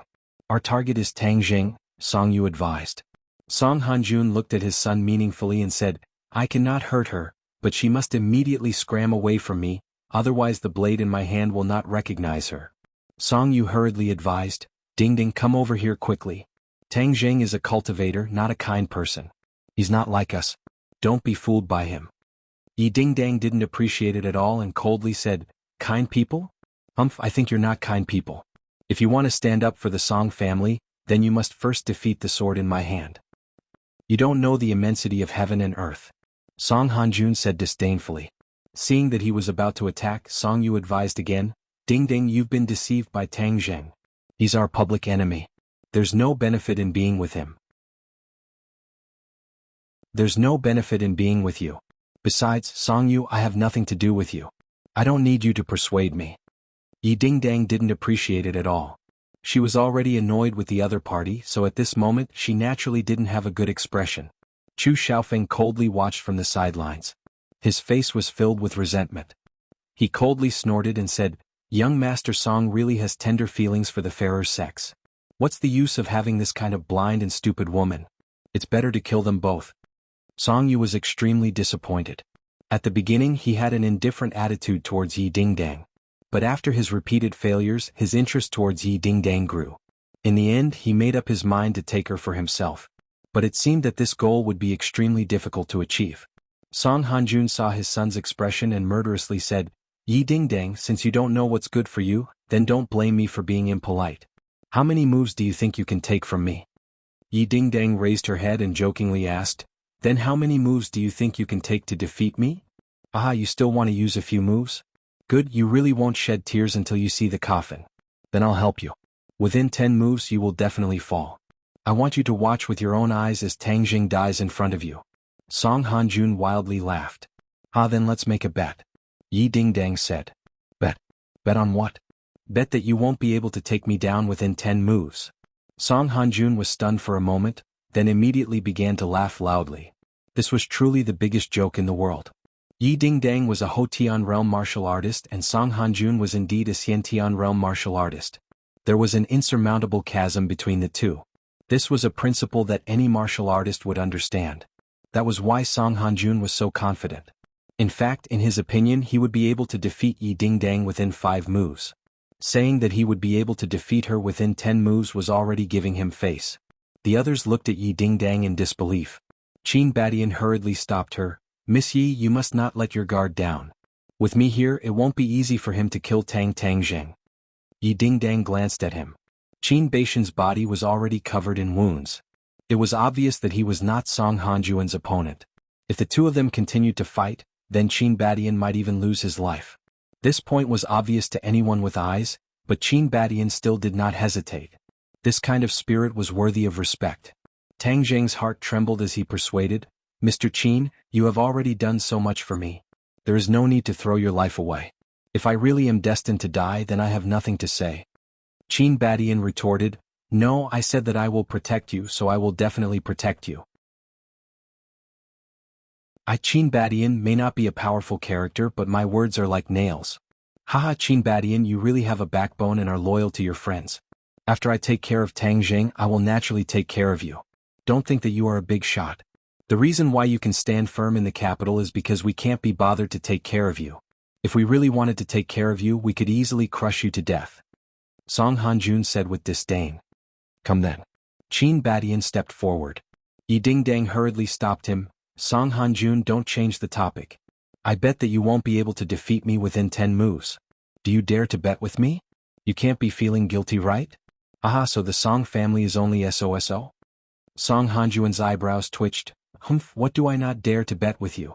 Since you are so intent on sending yourself to death, then I will fulfill your wish. However, I am not prepared to kill you. If you lose, then you will accompany my son tonight. Accompany Song Yu? The meaning was too obvious. Yi Dingdang's face flushed red as she glanced at the father and son pair. She did not expect that he would raise such a condition. Song Yu was slightly startled as she looked at her father. She suddenly realized that Yi Dingdang could already be considered as his inner demons. If he could not obtain her and get rid of this inner demons, then his future martial path would be filled with difficulties. If he could get rid of this inner demons, then his future cultivation would be twice the result with half the effort. As someone who had been through this before, Song Hanjun was clearly very experienced. When Tang Jing heard this condition, his eyes flashed with anger as he immediately rejected, No, I won't bet with you. If you want to kill me, then do it. Tang Jing, I still thought that you were a little man who hid behind a woman. I never thought that you still had some backbone. Song Hanjun said with ridicule. Chu Xiaofeng sarcastically said with bad intentions, What backbone does he have? He only knows how to hide behind others. Chu Xiaofeng, don't make sarcastic remarks. You know very well who is usually hiding behind others. Without the Chu family, what are you? How could Yi Dingdang tolerate her beloved being humiliated? She immediately retorted. Chu Xiaofeng was poked in the back and his face was as red as a monkey's butt. He was so angry that smoke was coming out of his 7 orifices as he roared, I see that you are arrogant now, but in a moment you will know how to beg for mercy. Tang Jing turned a deaf ear to these sarcastic remarks. He tugged at Yi Dingdang's sleeve and advised in a low voice, Don't be impulsive. You go first, I have a way to escape. Yi Dingdang rolled her eyes at him and said, What way do you have to escape? Now you want to lie to me? Do you think I am so easy to fool? But the stakes are too high. You don't need to fall into it. Tang Jing was really worried about her. After all, the difference in cultivation between the two sides was too great. Yi Dingdang shrugged and said without fear, If the stakes are not high, how can it be fun? Could it be that you have so little confidence in me that you are afraid that I will lose? Song Hanjun is not an ordinary person. Tang Jing said with hesitation. Yi Dingdang stared at him, Then I am not an ordinary person. Moreover, didn't you just teach me the wind-chasing sword technique? This is a good opportunity for Song Hanjun to test it out. Tang Jing did not know whether to laugh or cry. He had just imparted the wind-chasing sword technique to her on a whim and she was actually so confident. He did not know if he should say that his heart was too big. Could it be that you have no confidence in your own sword technique? Yi Dingdang stared at him and asked. Tang Jing felt bitter. Although he could see that the wind-chasing sword technique was not an ordinary technique, Yi Dingdang had just demonstrated it once. If she were to face an opponent like Song Hanjun, Tang Jing did not have the confidence that she could last more than 10 moves. If she lost, then her loss would be too great. Humph, since you have no confidence in me, then I will let you see my strength today. Moreover, you have saved me before, so today I will save you once. I will let you know that I, Yi Dingdang, am not an ungrateful person. Yi Dingdang pouted and vowed. What are you two whispering to each other for? Do you not want to agree to this condition? Fine, then there is no need for us to continue talking. I will directly deal with you two. Song Hanjun said with a murderous look. I promise you. Yi Dingdang said without fear, but I also have a condition. If you lose, then scram as far away as you can. Don't have any ideas about Tang Jing. Haha, this kind of situation will never happen. Song Hanjun laughed. You don't dare to agree to this condition, right? Yi Dingdang curled her lips and said with disdain. What is there to be afraid of, I promise you? Song Hanjun said with a smile, as if Yi Dingdang really was a lamb waiting to be slaughtered, allowing him to knead her however he wanted. Actually, Song Hanjun agreed to this bet because he wanted Yi Dingdang to willingly accompany Song Yu. This would not only get rid of Song Yu's inner demons, but it would also shut the Ye family's mouth. It was killing two birds with one stone. Moreover, he would not suffer any losses. It was a sure-win situation. Now that things have come to this, there was no way to change it.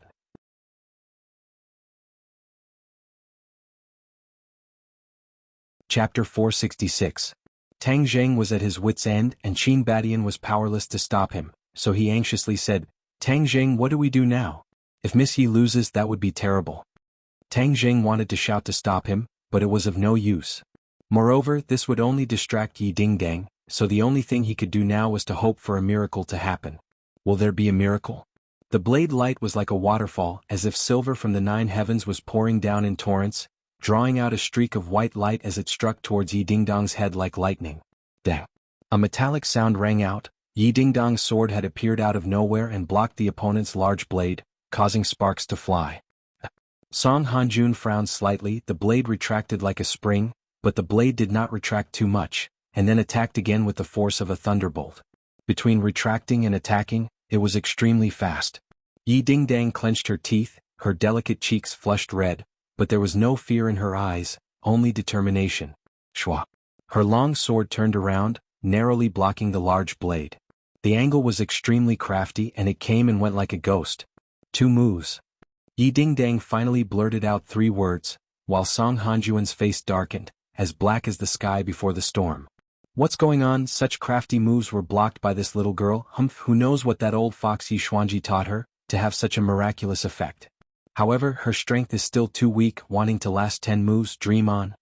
Song Hanjuan's heart hardened, and with a low roar, his hands flew, and the blade light followed like a shadow, following closely behind. Yi Dingdang did not even dare to breathe loudly, only staring at the large blade that was moving like lightning. She repeatedly raised the sword in her hand, either flicking, thrusting, or lifting. A miracle happened. Her movements were not as smooth as flowing water. However, that ordinary-looking long sword in her hand actually erupted with a strange power. Streaks of sword light streaked across the air. Ping, ping, ping, ping. Not a single blade struck Yi Dingdang's body. Among them, the most dangerous slash had already arrived in front of Yi Dingdang's forehead, but that sword had mysteriously appeared and disappeared to block this attack. It was extremely dangerous. 7 moves. Yi Dingdang's eyes exploded with a resplendent light as her confidence soared. In reality, she was only relying on a single breath of air and passion to make this bet. This was because she understood that this was the only way to force Tang Jing to agree. She would then be able to find a sliver of a chance to let Tang Jing escape. If not, with just Qin Badian, none of them would be able to gain any benefits today. Although it was more strenuous for her to use the wind-chasing swordsmanship, the power of the wind-chasing swordsmanship still erupted. Although the wind-chasing swordsmanship did not require inner strength or jinqi to control, it relied on the human body's muscles and strength to achieve many unimaginable reactions. This was even more demanding on the human body, so when one was not familiar with the swordsmanship, it would be very challenging to execute. Yi Dingdang had passed the test. She had not fully displayed the power of the wind-chasing swordsmanship, but she had already received 7 moves from Song Hanjun. With victory in sight, Yi Dingdang clenched her teeth even tighter. She was in high spirits and her eyes were filled with determination. The others were dumbfounded by this scene. Song Yu and Chu Xiaofeng were dumbfounded, their mouths stuffed with a duck egg. How is this possible? Did he go easy on her? This guess was immediately denied. Song Hanjun was not such a person. Furthermore, winning this bet would greatly benefit his son, so he would not joke about Song Yu's future. Qin Badian was a Xiantian realm expert, so his eyesight was not ordinary. He stared at Yi Dingdang thoughtfully and thought to himself, is this swordsmanship from the Ye family? How come I've never heard of it before? This swordsmanship is definitely not simple. A large family truly has a deep foundation. Tang Zheng's eyes narrowed into slits. He had already determined that the wind-chasing swordsmanship was extraordinary, but he did not expect it to be so miraculous. If it was Yi Dingdang's true strength, she would definitely be defeated within 5 moves. But with the wind-chasing swordsmanship, she had actually withstood 7 moves without showing any signs of weakness. This kind of expert was simply too terrifying. The things in Qi Yu's heart are indeed treasures. If I could take out all the good things in it, it would be an enormous treasure. Tang Jing thought to himself. What swordsmanship is this? Song Hanjun had also noticed some clues. He could be considered knowledgeable, but he had never seen or heard of this swordsmanship before. If it was a swordsmanship from the Ye family, then he had never heard of it.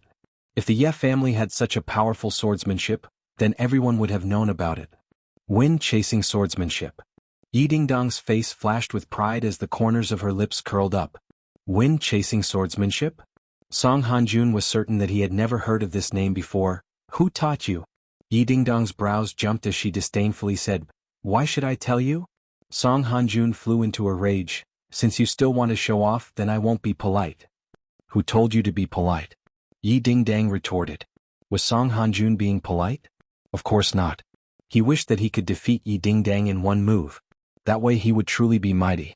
The Song family's reputation would also surpass the Ye family's. But things did not go as he wished. He used all of his strength, but it was all for naught. I don't believe this. Song Hanjuan's eyes released a terrifying light as he roared, Watch my blade. Whoosh. The air in all directions was completely stirred up by this move. The wind rose and the clouds surged. There was a sudden flash of wind and thunder, as if a bolt of lightning was descending. The power of this move had not yet been used up. The other 2 moves came one after another.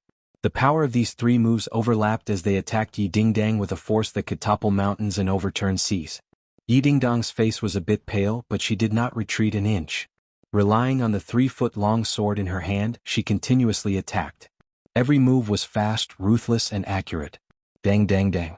Sparks flew everywhere as the sound of air exploding rang out from all directions.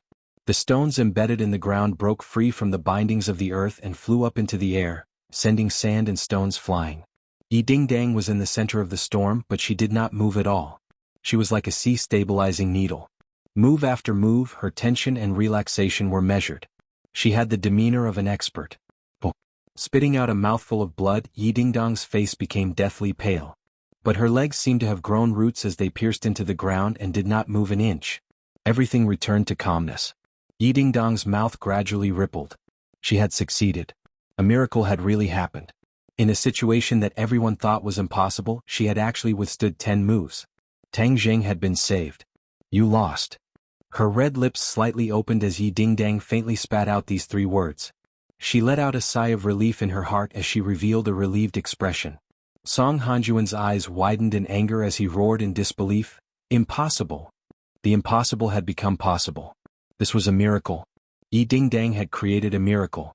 She had not only relied on the wind-chasing sword art, but more importantly her courage and her affection for Tang Zheng. All of these added together to support her. Impossible, this is absolutely impossible. How could I not defeat you in 10 moves? Song Hanjun was furious as his eyes burned with anger. Suddenly, an ominous glint appeared in his eyes. His figure flashed as he charged towards Yi Dingdang. His thick broadsword slashed towards Yi Dingdang. Yi Dingdang had relied on her astonishing willpower to withstand these 10 moves. Once the 11th move was used, she would definitely lose. She raised the 3-foot-long sword, but the power was completely different from before. Gotcha. The sword broke and the thick blade struck Yi Dingdong's chest. The sound of bones breaking suddenly rang out as a large mouthful of blood spurted out from Yi Dingdong's mouth. She was like a kite with a broken string as she flew backwards. No one had expected Song Hanjun to shamelessly make a move after losing the bet. The entire hall was shocked. Ding dang. Tang Jing rushed out. His steps were a bit shaky, but he still managed to catch Yi Dingdang before she hit the ground. He staggered back a few steps before stopping. However, he did not care about himself as he impatiently asked, "Ding Ding, how are you?" Yi Dingdang opened her eyes and smiled faintly. She stared at Tang Jing, her eyes filled with satisfaction and longing. She stammered, I did my best." A stream of hot tears rushed into Tang Jing's eyes. His voice was a bit choked as he hurriedly nodded and said, "I know. You did very well. You won the bet and saved me. In the past, it was always you who saved me from danger. This time, I finally saved you." Yi Dingdang said with a smile, but her eyelids quickly closed. Tang Jing turned pale with fright. He hurriedly shook her and shouted, "Ding Ding, you can't sleep. You have to hold on. I'm so tired. I want to sleep." Yi Dingdang murmured as if she was sleep-talking. "Your embrace is so warm. I want to lie in your embrace forever. I told you to lie down. Don't sleep. You can lie down for as long as you want." Tang Jing was really flustered. He was out of his wits. Originally, victory was in sight, but after a series of twists and turns, it turned out like this. No matter how much he calculated, he did not expect this. "Then I'll lie down, for a long time, for a long time." Yi Dingdang closed her eyes. Tang Jing seemed to have gone crazy. His eyes were bloodshot as he roared, "Ding Ding, you can't die.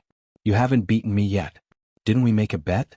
You have to beat me and then I have to admit in front of everyone that you're better than me? You haven't done this yet. Nothing can happen to you." Tears welled up in his eyes. The heavens seemed to sense his sorrow. A bolt of lightning suddenly lit up in the dark clouds. Then the sky was completely filled with lightning. It was as if the lightning wanted to tear the sky apart. Boom. The thunder rumbled and shook the world. The earth seemed to tremble. Whoosh. The majestic rain fell from the sky, as if the heavens were crying. Tang Jing was instantly drenched like a drowned rat. The rain and tears mixed together, and the salty taste slipped into his mouth and covered his eyes. Ah! Suddenly he let out a long howl. His howl contained endless anger and grief. He suddenly stood up with Yi Dingdang in his arms.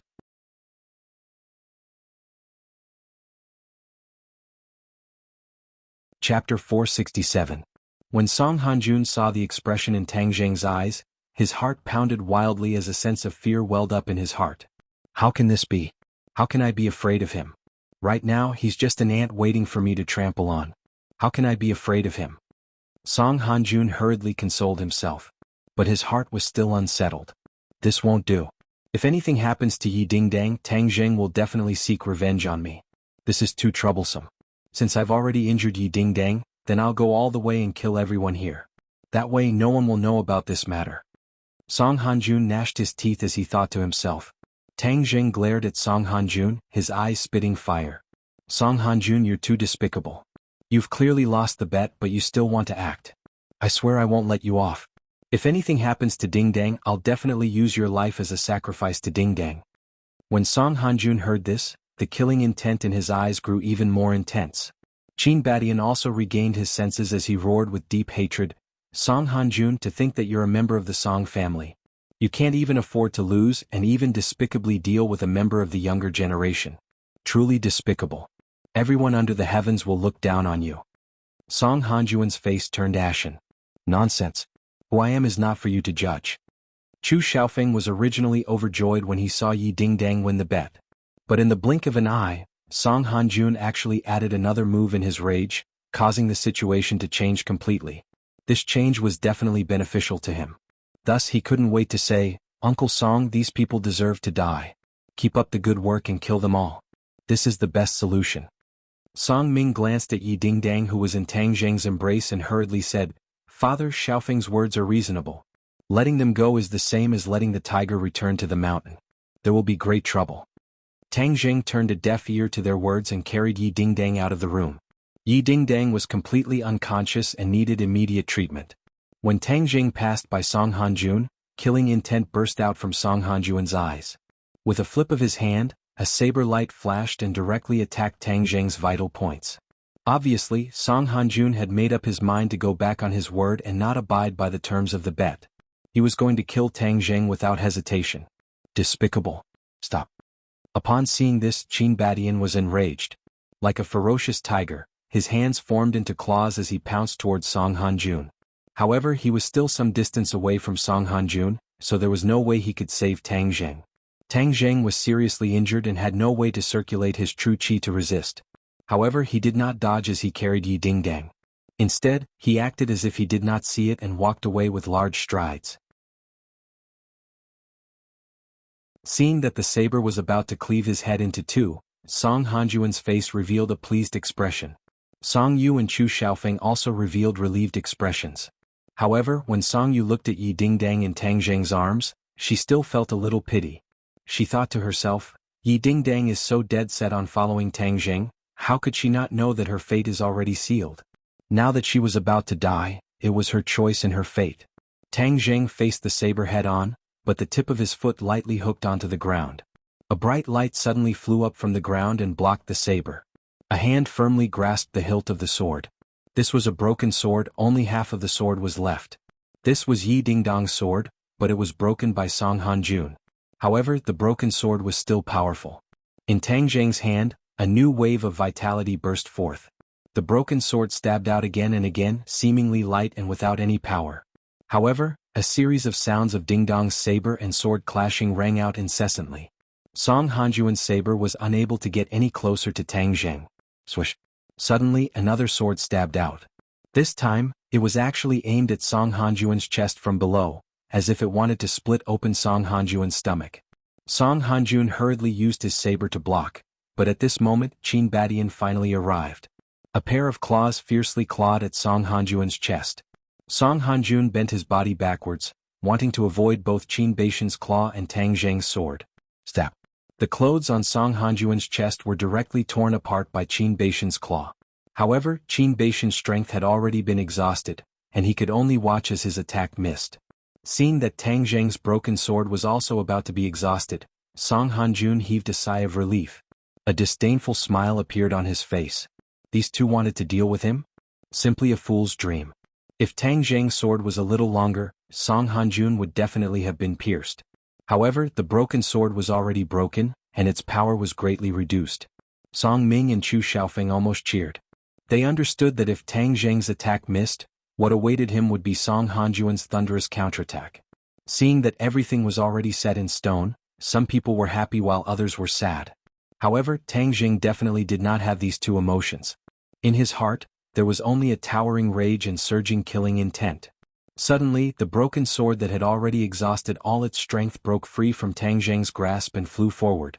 All of this happened without any warning. No one had expected that this sword that was at the end of its road would actually shine with vitality, like a withered tree that had come back to life. The broken sword flew straight in, extremely swift and fierce. Song Hanjuan's eyes widened as he roared, "No!" He quickly dodged backwards, but he was unable to dodge this swift and fierce sword. With a flash of sword light, it had already pierced his chest. Song Hanjun let out an earth-shattering scream as he staggered backwards, clutching his chest. Blood flowed out from the gaps between his fingers. Shockingly, there was a broken sword in his right chest. His complexion had already turned pale as he looked at Tang Zheng in shock and disbelief. He roared, "Impossible!" However, all of this was already the truth. Tang Zheng did not even look at him as he carried Yi Dingdang and walked past him. Meanwhile, Song Yu and Chu Xiaofeng looked at each other, their faces filled with fear. Seeing Tang Zheng walk over, they did not have the slightest bit of courage to stop him. Although everyone knew that Tang Zheng was already injured, his indomitable aura still made them not dare to underestimate him. Instead, a trace of fear appeared in their hearts. Tang Zheng did not look sideways as he carried Yi Dingdang and walked out of the courtyard. He did not continue to pursue and kill Song Hanjun, because he did not have the ability to. The series of attacks just now had already exhausted what little strength he had left. If he continued to fight, he would definitely reveal a flaw. Song Hanjun had taken this sword strike, but it did not hit any vital points. Only his lungs were pierced, and as long as he received treatment in time, his life would not be in danger. However, because of this strike, Qin Badian had once again become the most powerful expert present. Song Hanjun clutched his chest and already had thoughts of retreating. Seeing Tang Jing disappear into the rainy night, he did not have the courage to chase after him. Song Yu and Chu Xiaofeng finally woke up from their daze. Song Yu rushed to Song Hanjun and shouted with concern, "Father, how are you?" Song Hanjun gritted his teeth and said, "I won't die for the time being. This time I was careless. Let's go to the hospital." After which, he looked at Qin Badian and said, "Today's matter is not over." If Qin Badian wanted to kill the other party, it was not impossible. However, he did not have the determination to do so.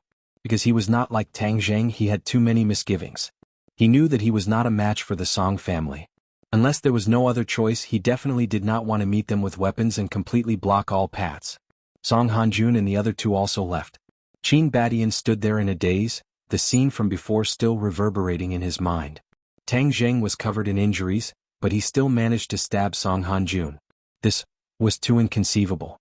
Where's Tang Zheng? Yi Dingdang is injured. In this rain, where could he have gone? He immediately chased after him.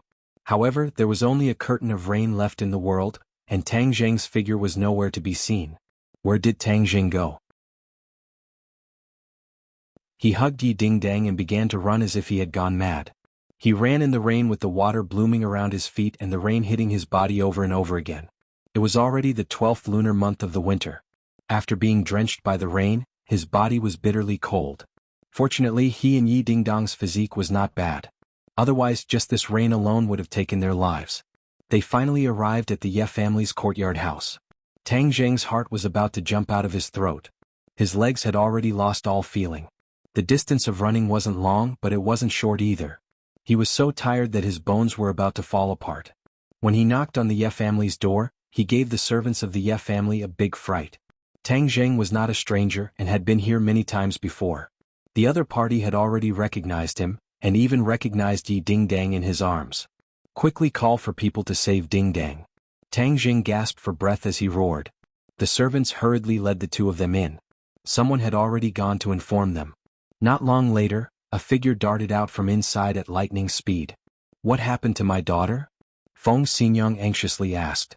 Tang Zheng's face was deathly pale. He was trembling and his teeth were chattering as he said, "Dingdang is seriously injured. Quickly save her." Feng Xinyang's face suddenly changed. She took her daughter from his arms and then rushed into the room.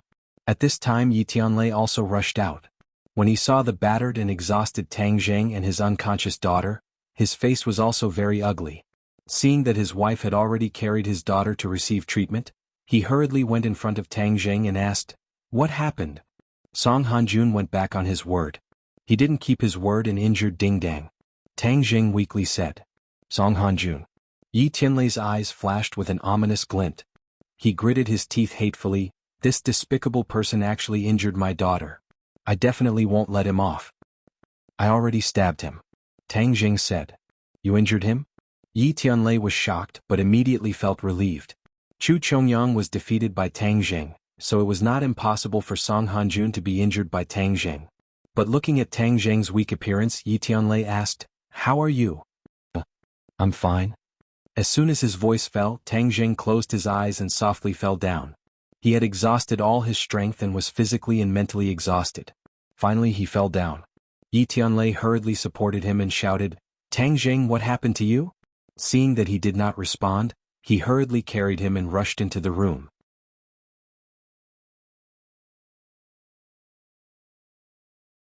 Chapter 468. The Ye family's mansion was in an uproar. When Yi Dingdang and Tang Zheng were sent to their respective rooms, the others also came one after another. Even Yi Xuanji was alarmed. Seeing Yi Tianlei walk out, Yi Tianming could not wait and said, "Tianlei, why did you bring this person into the Ye family? Don't you know how much trouble he caused today?" Yi Meiyu curled her lips and echoed, "That's right, are you trying to drag our Ye family into the fire pit?"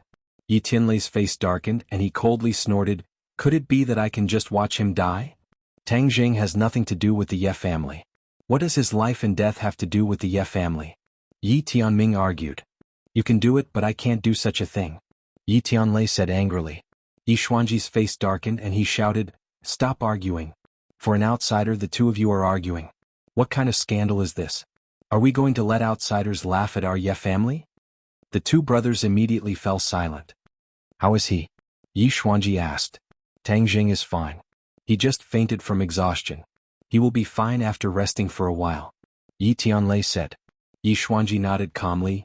Have you figured out what happened? It's Song Hanjun. He injured Ding Dang, Yi Tianlei said with fire in his eyes.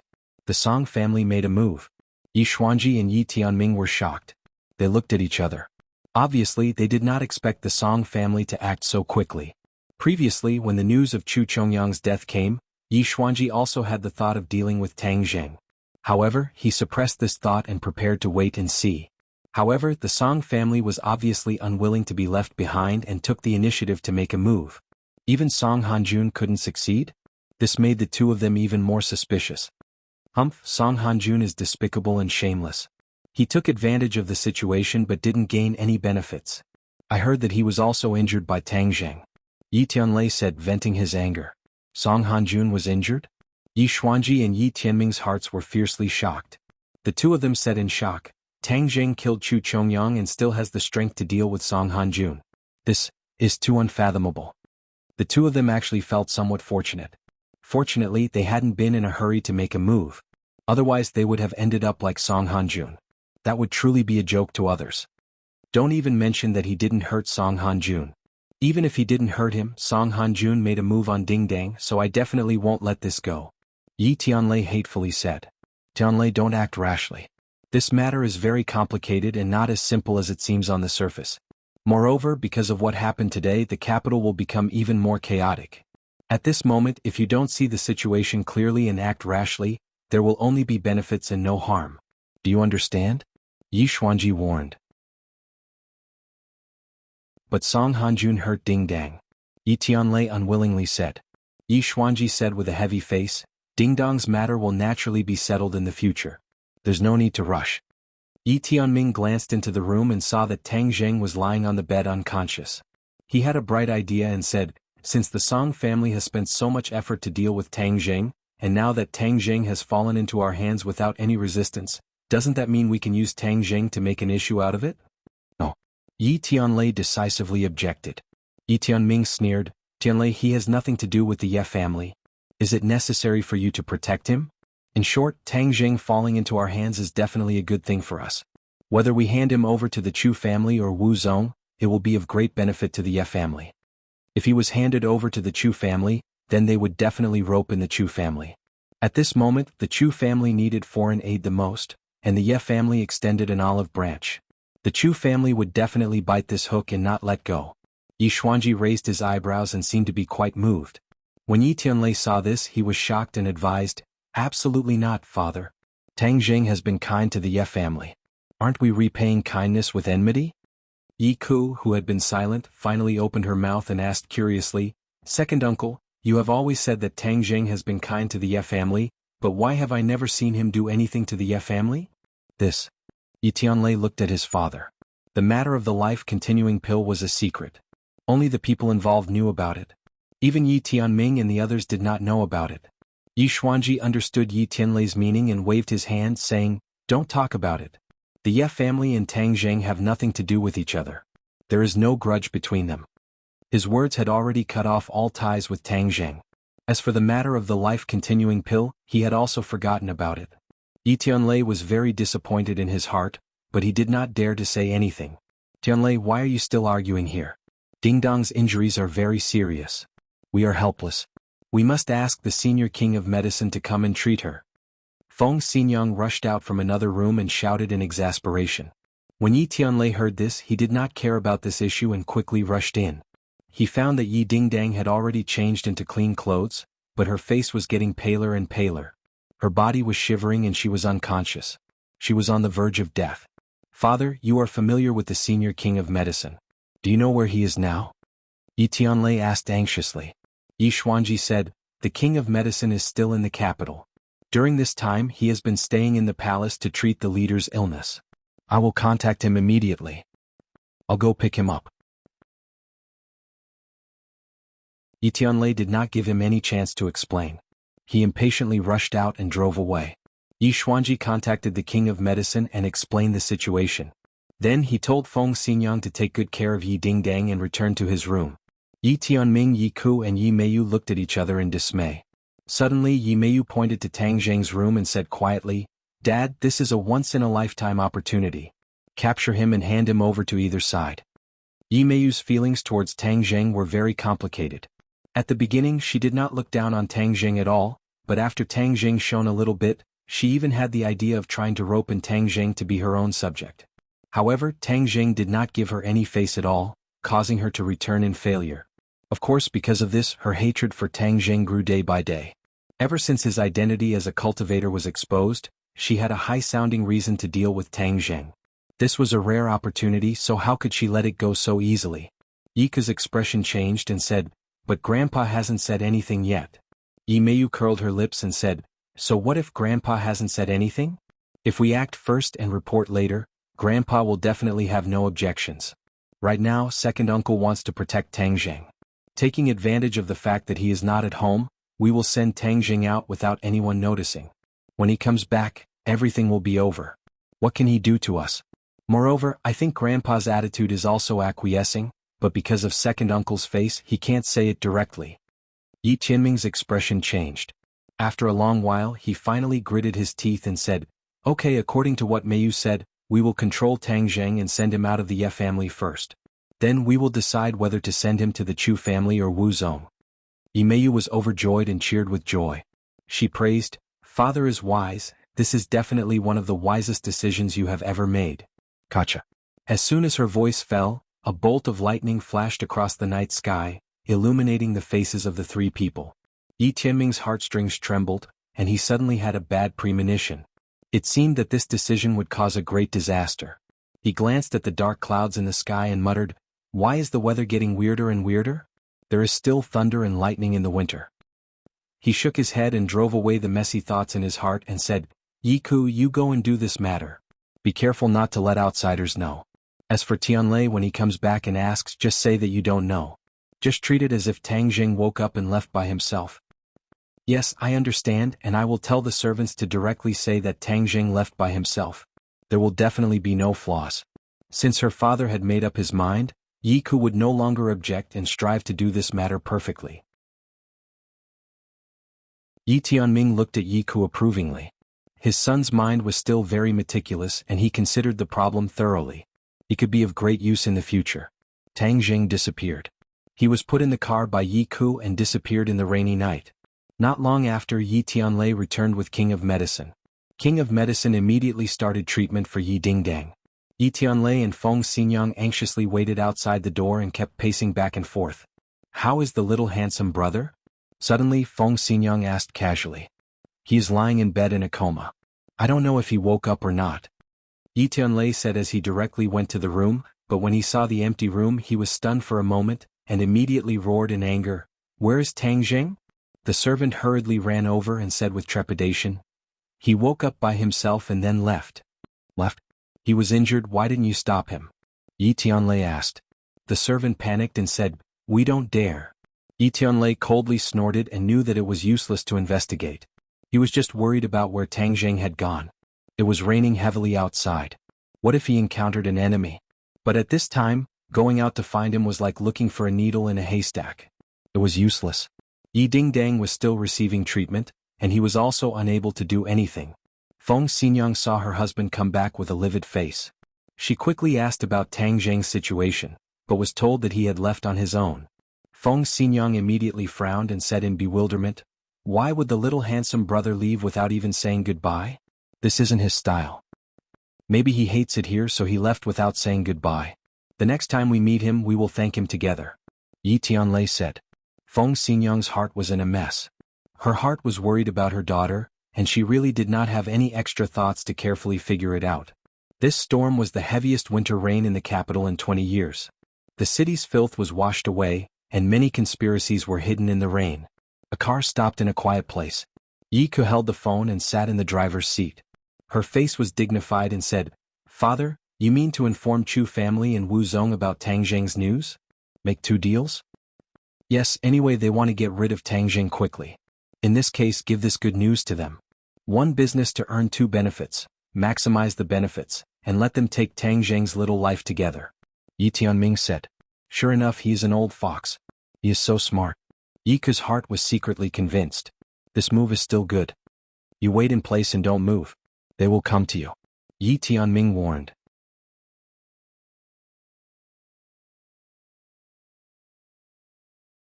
Chapter 469. Yi Ke sat in the driver's seat and turned her head to look at Tang Zheng, who was lying in the back seat and could not move. His expression was very complicated. He had no direct conflict with Tang Zheng, but the appearance of Yi Tianlei interrupted his established steps and original life. Yi Tianlei returned to the Ye family, and the position of the next head of the family was undecided. Who would be the next head of the family? The more he thought about it, the more uncertain he was. From the time Yi Ke could remember, he was destined to become the successor of the third generation of the Yi family. He had always been strict with himself, unlike Chu Xiaofeng, this kind of playboy who liked to play with cats and dogs, and was insufferably arrogant. He was conscientious and prepared for his future. Even when Yi Tianlei had just returned to the Ye family, he did not feel an obvious threat, but since the appearance of Tang Zheng, Yi Tianlei's limelight gradually flourished. Yi Ke finally felt threatened, so she couldn't wait to inform her father Yi Tianming to return to China. Tang Zheng caused all this to have a qualitative change. Therefore, his feelings about Tang Zheng were very complicated, and he muttered to himself, Tang Zheng, don't blame me. All this is not what I want, but I have to do it for the Ye family and for myself. Dong dong. The car door was knocked and Chu Xiaofeng's face appeared in front of the window. Plus, you came quite quickly. Yi Ke got off the car. Chu Xiaofeng's face was gloomy. This matter was really full of twists and turns. He originally thought that it was hopeless to get rid of Tang Zheng, but he did not expect that Tang Zheng actually fell into the hands of the Ye family, and the Ye family was willing to offer him with both hands. Of course, the Ye family refused. Chu Mingxin was preparing for Chu Chongyang's funeral, so he specially sent his son, Chu Xiaofeng, to come and receive Tang Zheng. According to their intention, since Tang Zheng had been captured, they would bring him to Chu Chongyang's coffin and use his blood to pay tribute to Chu Chongyang. Chu Xiaofeng stared at Tang Zheng in the back seat with fire in his eyes and said, the Chu family will remember this matter. He opened the car door and dragged Tang Zheng out. Seeing that he had no intention of immediately solving Tang Zheng, Yi Ke asked, what are you going to do? Of course we'll bring him back and kill him. You still want to bring him back? Yi Ke's face sank. Her and Yi Tianming's intention was to let the Chu family and the martial organization deal with Tang Zheng together, so that they could sell two favors. Now that the people from the martial sect had not arrived yet, he could not let the Chu clan take him away just like that. Of course. Chu Xiaofeng frowned. Is there a problem? There is no big problem, but the martial organization's people will come soon. You can take him away together. Yi Ke said. Martial ancestor? Did you inform them too? The martial sect just so happens to have people in the capital, and Tang Zheng is a cultivator, so of course we have to inform them. Yi Ke suddenly stared at a beautiful figure walking in the rainy night and said, the martial organization's people are here. Chu Xiaofeng turned his head and looked. His heart was shocked, but he still resolutely said, Tang Zheng killed my grandfather, I must take him away. That depends on whether you have the ability. Martial's voice floated from afar.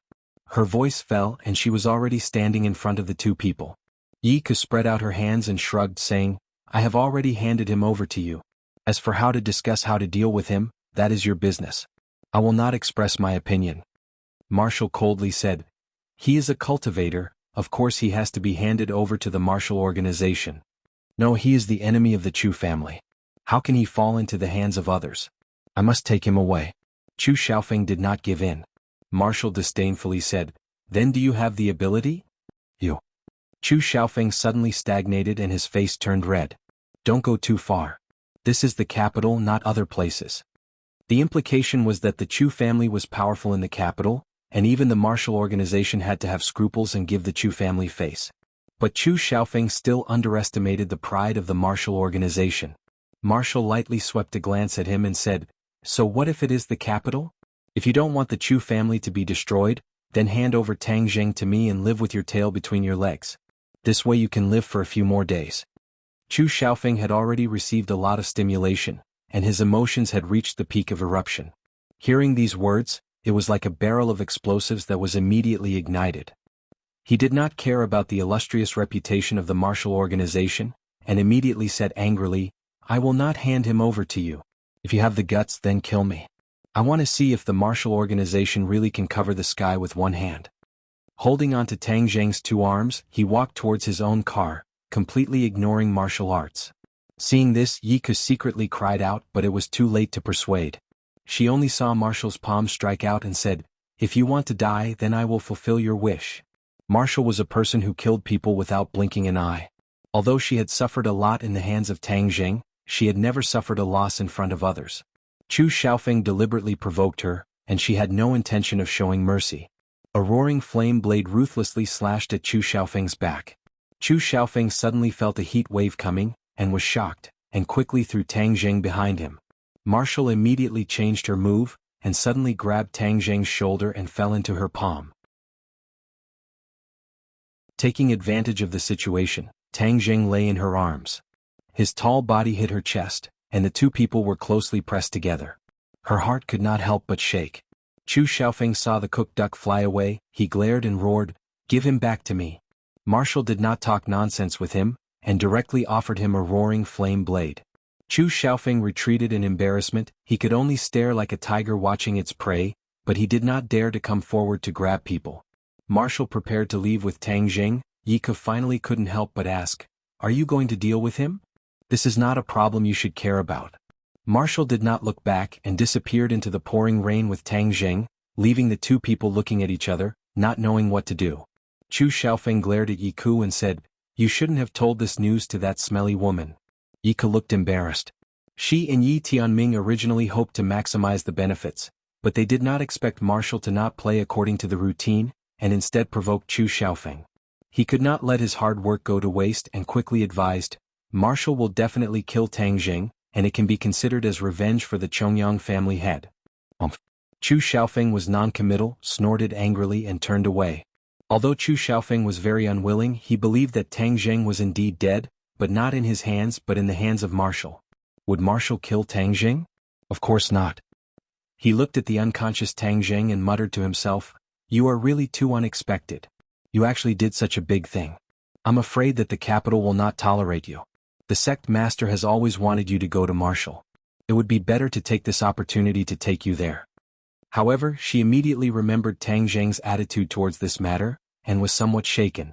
The sect master had once told her not to force Tang Zheng, and that everything had to be done voluntarily.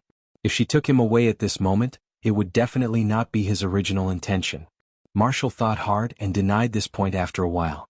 Tang Zheng was already unconscious. Where would the original intention come from? Moreover, this was also to protect him. Marshall smiled proudly, very satisfied with the excuse he found. However, the smile did not last long. In an instant, it disappeared completely, and his face became very dignified. More than 10 people walked out from the corner of the street, each holding an oil paper umbrella. Raindrops fell on the oil paper umbrella, and a curtain of water hung on the edge of the umbrella. Marshall looked at the more than 10 people and asked, "Who are you?" "Hee, Marshall, don't you recognize me so quickly?" A familiar voice floated out from under the oil paper umbrella. The umbrella gently lifted up, revealing a beautiful face. Li Xiaotian. Li Xiaotian was smiling as he looked at Marshall, and his gaze lingered on Tang Zheng who was in her arms. He smiled like a flower and said, "You acted really quickly, he actually fell into your hands." Back then, the two of them had not seen each other since they parted ways in the 10,000 huge mountains. However, Li Xiaotian had brought so many people to this moment. "Get out of the way," Marshall said expressionlessly. Marshall's smile did not diminish as he asked, "May I ask, what do you plan to do with him?" "This is a matter of the Marshall sect. You don't need to care." Marshall replied coldly. Li Xiaotian shrugged and said, "Is that so? However, the information shows that during this period of time, you and him have always been at odds. It doesn't seem like the Marshall sect's attitude towards cultivators. This is really strange. Could it be that the Marshall sect has changed its tradition and instead of killing cultivators, it provides protection?" Marshall's heart skipped a beat. The Li Palace's intelligence system was truly all-pervasive. The relationship between the two of them in the capital was actually not hidden from their eyes and ears. "Nonsense." Marshall immediately retorted, he could not let the rules of the Marshall sect be broken. The Marshall sect has always viewed cultivators as their mortal enemies, how could they provide protection for them? "Oh, is that so? Then kill him now and I'll believe your words." Didn't the martial sect do this in the past? Capture a cultivator and directly cut him in half, clean and tidy. Li Xiaotian put on a fake smile, but his words were filled with a strong killing intent, causing people to tremble in fear. Back then, Li Xiaotian was still chatting and laughing with Tang Jing, and even experienced the mysterious things in the Buzhou mountain together. But now she actually had the intention to kill Tang Jing. This matter had changed so quickly that it was truly unexpected. It was no wonder that Tang Jing had always regarded her as a black-bellied girl. Li Xiaoyan's attitude towards Tang Jing had changed so much that it was inseparable from the trip to the 10,000 huge mountains. It was precisely because she had witnessed the strength of the 100 Transformation Star Lord that she understood how powerful and terrifying cultivators were. Now her attitude towards cultivators had changed from indifference to wanting to kill them quickly. It was simply a replica of the previous martial sect. Marshall frowned and said, "You don't have the qualifications to tell me what to do. Get out of the way or else I won't be polite." "Is that so?" "Hehe, I know you're very powerful, so I came prepared." Li Xiaotian waved his hand forward, and the others immediately walked towards Marshall. A sharp aura gushed out and interweaved in the air. The speed of the rain falling from the sky actually slowed down, and the oil paper umbrella in their hands started to spin faster and faster. Marshall's pupils constricted and said, 12 people, is this the famous 12 palaces of the Li Palace?" "Hehe, since you know him, then please enlighten me," Li Xiaotian said with a smile.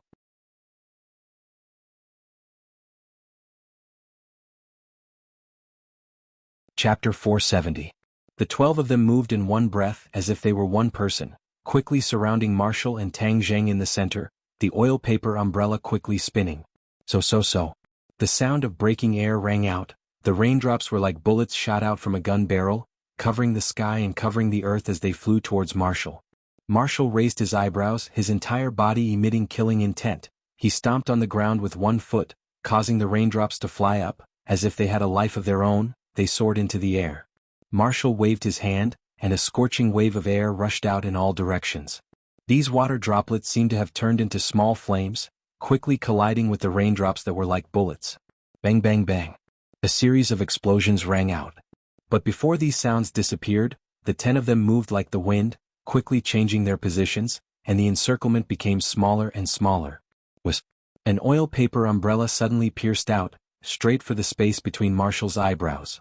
Marshall's expression did not change. He used roaring flame blade. In an instant, all the raindrops falling from the sky evaporated, and this roaring flame blade met the oil paper umbrella. The oil paper umbrella was blocked and bounced back, but the roaring flame blade did not take advantage of the opportunity to pursue, because the other 3 oil paper umbrellas attacked at the same time. Furthermore, the attack was 10 plus or minus, and the position of the attack was completely different, the top, middle and bottom 3 with tacit understanding, murderous intent. Marshall immediately dealt with it, escaping from the 3 consecutive attacks, but the attacks of the 12 palaces were endless, one move after another. It was too much for the eyes to take in. Marshall's cultivation had already increased from the 1st grade natal stage to the 3rd grade natal stage, his fighting strength had soared, and he was not flustered by the continuous attacks. Instead, he was able to deal with them with ease. This battle was extremely intense. Both sides had their own strengths, danger surrounded them, and the battle was difficult to determine. Li Xiaotian watched coldly from the sidelines. Unknowingly she frowned and muttered, "The last time we met in the 10,000 Great Mountains she was only at the 1st grade natal stage. Why is it that the fighting strength she is displaying has already surpassed the 1st grade natal stage, and even the 2nd grade natal stage?" In this period of time, Li Xiaotian had returned to Li Palace, and cultivated tirelessly. She had also gained some benefits, reaching the 2nd grade natal stage, but she did not expect Marshall's cultivation to completely surpass her. This puzzled her no matter how she thought about it. But so what if he's a 3rd grade natal realm warrior? The 12 palaces' battle prowess can completely crush a 3rd grade natal realm warrior. The 12 people from the 12 palaces were all 1st grade Xiantian realm cultivators, and each of them was only in their 20s. They were only a few years older than Li Xiaotian. To be able to have such a cultivation at such a young age, they could be considered to be quite capable. However, these people had a fatal flaw. Li Palace had used a secret method to cultivate them to become experts. In other words, according to their true talent, it was impossible for them to reach the 1st grade of the Xiantian realm at their age. However, Li Palace could use a secret method to achieve this. However, there was a saying, pulling the shoots to help them grow. Although their cultivation could be improved quickly, their future achievements would not be great. They would be stuck at the 5th grade of innate realm for their entire lives, unable to reach the peak of martial arts. Their individual strength wasn't great, but when the 12 of them worked together, their battle prowess soared. This was the power of the 12 palaces. Their battle would be coordinated with a formation called the 12 Palaces Killing Formation. This formation could stack their strength and finally achieve the goal of killing enemies with higher cultivation than them. Change formation. Li Xiaotian coldly shouted, and the movements of the 12 people changed in an instant. Their footsteps became faster, and like a business, wisps of smoke floated around Marshall. Marshall hugged Tang Zheng with one hand and was no longer able to fight. She pulled out her belt and tied Tang Zheng to her back. With Tang Zheng on her back, she looked at the enemy without fear. Li Xiaotian felt Marshall's determination and said, "Marshall, why are you so stubborn? Kill Tang Zheng and we will leave. We will definitely not make things difficult for you." Li Palace and Marshall Organization were after all members of the 3 mysterious organizations. Unless there was no other choice, Li Xiaotian did not want to shed all pretense of cordiality. Marshall bit her lips, took a deep breath and said, "With me here, if you want to kill him, you have to ask my roaring flame blade first. You are very clear on the power of the 12 palaces. You are not their opponent. Even if you continue to fight, you will only lose," Li Xiaotian advised. Marshall stared angrily, her eyes were firm and did not speak. Li Xiaotian already understood Marshall's thoughts. Today there was no way to get the best of both worlds. Thus, he clenched his teeth and said, "Then there is nothing to talk about." The attacks of the 12 palaces suddenly became even more fierce. If it was a storm before, then it was now a tsunami. Wave after wave of attacks were like monstrous waves crashing towards Marshall. Marshall was like a small boat in the ocean, floating and sinking, resisting with difficulty. Marshall was very clear on the strength of the 12 palaces. She was not their opponent, but she would not admit defeat. Not only was this related to her pride, it was also related to the honor of the Marshall Organization. How could the people of the Marshall Organization admit defeat to the Li Palace? That way she would not have the face to see the sect master. Even if she died in battle, she would not hesitate. From the corner of her eyes, she glanced at Tang Zheng, who was hanging his head on her shoulder, and thought, "Tang Zheng, it seems like we are going to die together today." For some reason, the charming scene in the 10,000 Great Mountains appeared in her mind. However, she immediately restrained her thoughts and faced the enemy's attack. Wu's roaring flame blade had already reached the point of perfection. Unknowingly, her palm had turned red, like a red-hot soldering iron. Streams of hot air rose up, and the rain in the sky turned into steam before it even landed on her palm. In an instant, steam lingered around her, as if it had turned into a fairyland. Unknowingly, the rain stopped. However, the sky was still dark and oppressive. Furthermore, there were flashes of lightning in the clouds as if they could fall at any time. Move after move of the roaring flame saber illuminated the pitch-black night, as well as the 12 zodiacs opposite them. The oil paper umbrellas in their hands were already in tatters. The surface of the umbrella had completely disappeared, leaving only the bamboo pole of the umbrella. And this was not the main pole of an ordinary umbrella. Instead, it was an iron rod. It was very slender, just like the slender waist of the 12 palaces. Every iron rod was shining with a cold light. It was a sharp weapon used to take a person's life. The 12 iron rods advanced and retreated at the same time. There were many changes, making it hard for people to guard against. One of the iron rods pierced into Marshall's arm, bringing about a trace of blood. Marshall's eyebrows trembled slightly, and then she counterattacked without saying a word. After a successful attack, the opponent did not give chase and retreated unscathed. However, there were people attacking from other directions. This repeated over and over again. Marshall's defeat gradually became apparent. There were a few times when the iron rod was about to pierce Tang Zheng's back. Marshall suddenly turned around and used her own body to block it. Because of this, her shoulder and abdomen were injured. Blood flowed out from her body and fell to the ground. It mixed with the rain and seeped into the ground. Marshall's expression did not change. She was as firm as a rock. Li Xiaotian sighed and said, "Why are you doing this? He is a cultivator and you are a martial artist. You are natural enemies. Why are you not hesitating to sacrifice your own life for him?" Marshall did not know the answer. She only knew that Tang Zheng was extremely important to the martial sect. Furthermore, it was more likely that he was the sect master's descendant. How could she let anything happen to Tang Zheng? Take her down. Just don't kill her. Li Xiaotian gave the final order. The attacks of the 12 palaces became more and more unpredictable. Suddenly an iron rod pierced through Marshall's shoulder. A few people flashed behind her and grabbed Tang Zheng. With a fierce pull, the belt broke and Tang Zheng was separated from her body. Marshall seemed to have gone crazy. She did not care about the pain and roared, "No!" Her hands quickly grabbed the iron rod on her shoulder and slashed at the iron rod with her roaring flame blade. Gotcha. The iron rod broke into two. She grabbed the half of the iron rod that pierced her body and pulled it out without hesitation. She threw it forward.